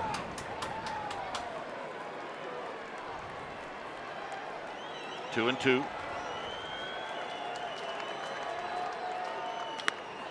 Hit out into Triple's alley with Puig on the move, and he's not going to get it. And it bounces over the wall, and coming in to score is Crawford. So a nice at bat for Gregor Blanco. Well, and he has to feel pretty good when he fastball up around your head, and you come back on the next pitch and you hit it a 1-hopper. I mean, he hit that ball any other ballpark in the National League is a home run. So I think he feels pretty good about that at bat. I know I would. Rosscup not so much. That earned run goes to Rosscup. Here's Hansen.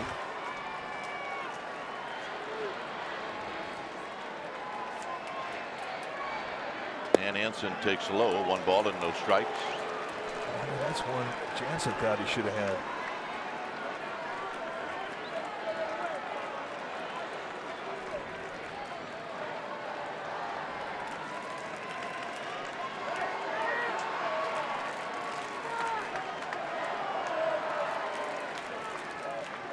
Hansen takes high. It's 2-0.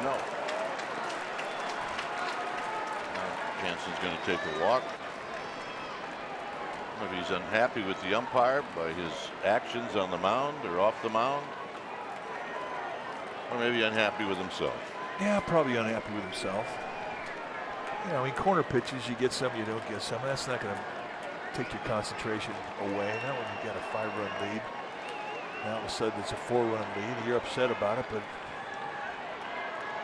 he shouldn't be rattled. There's a strike. So he comes back and paints him on a perfect 2-0 cutter on the outside corner at the knees. You can't throw a better 2-0 pitch than that.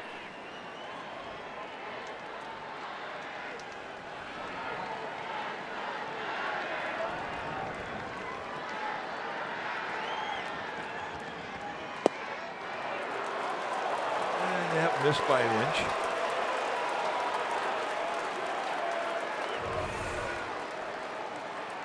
Tries to come back and cut that outside corner at the knees, and I'm serious about an inch, maybe a half-inch miss. Right now, Kenley Jansen's thinking this guy Hansen's got a great eye.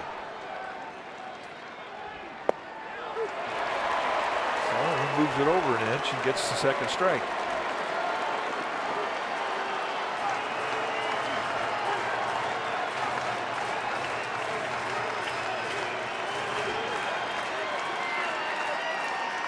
Two.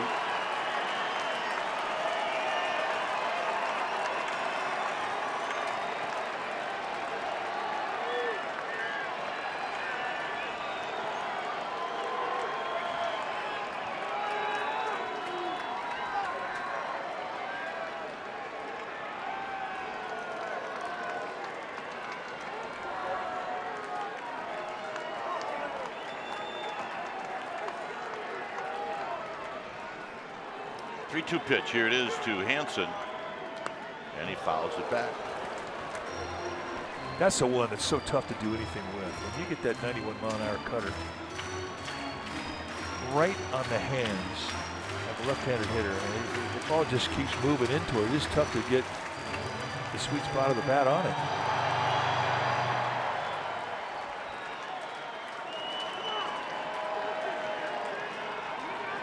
Three and two.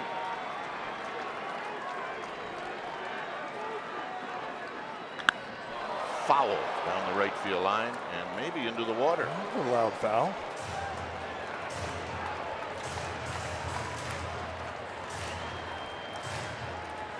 Well, if anything, get as many pitches out of Jansen as you can.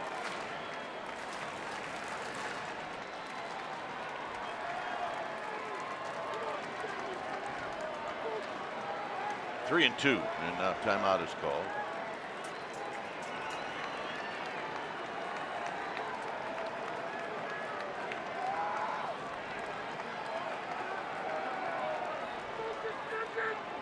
Got him. And that's the ball game. So the Dodgers, in a spirited game, beat the Giants with 18 hits. They scored 10 runs on 18 hits. And Mike was right. They really put the pressure on the Giants in every half inning.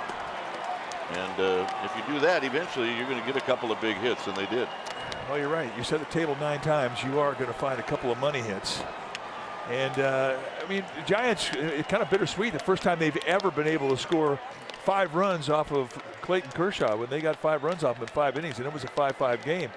But the persistence of this Dodger offense is just, in the end, it was the deciding factor of this ball game. So, Giants, they kind of wash their hands of this one, and they look forward to tomorrow when they try to salvage one game in this series and make things tougher for the Dodgers.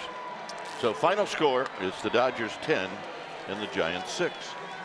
Thanks for joining us. Stay tuned. Giants postgame live presented by Toyota starts right now.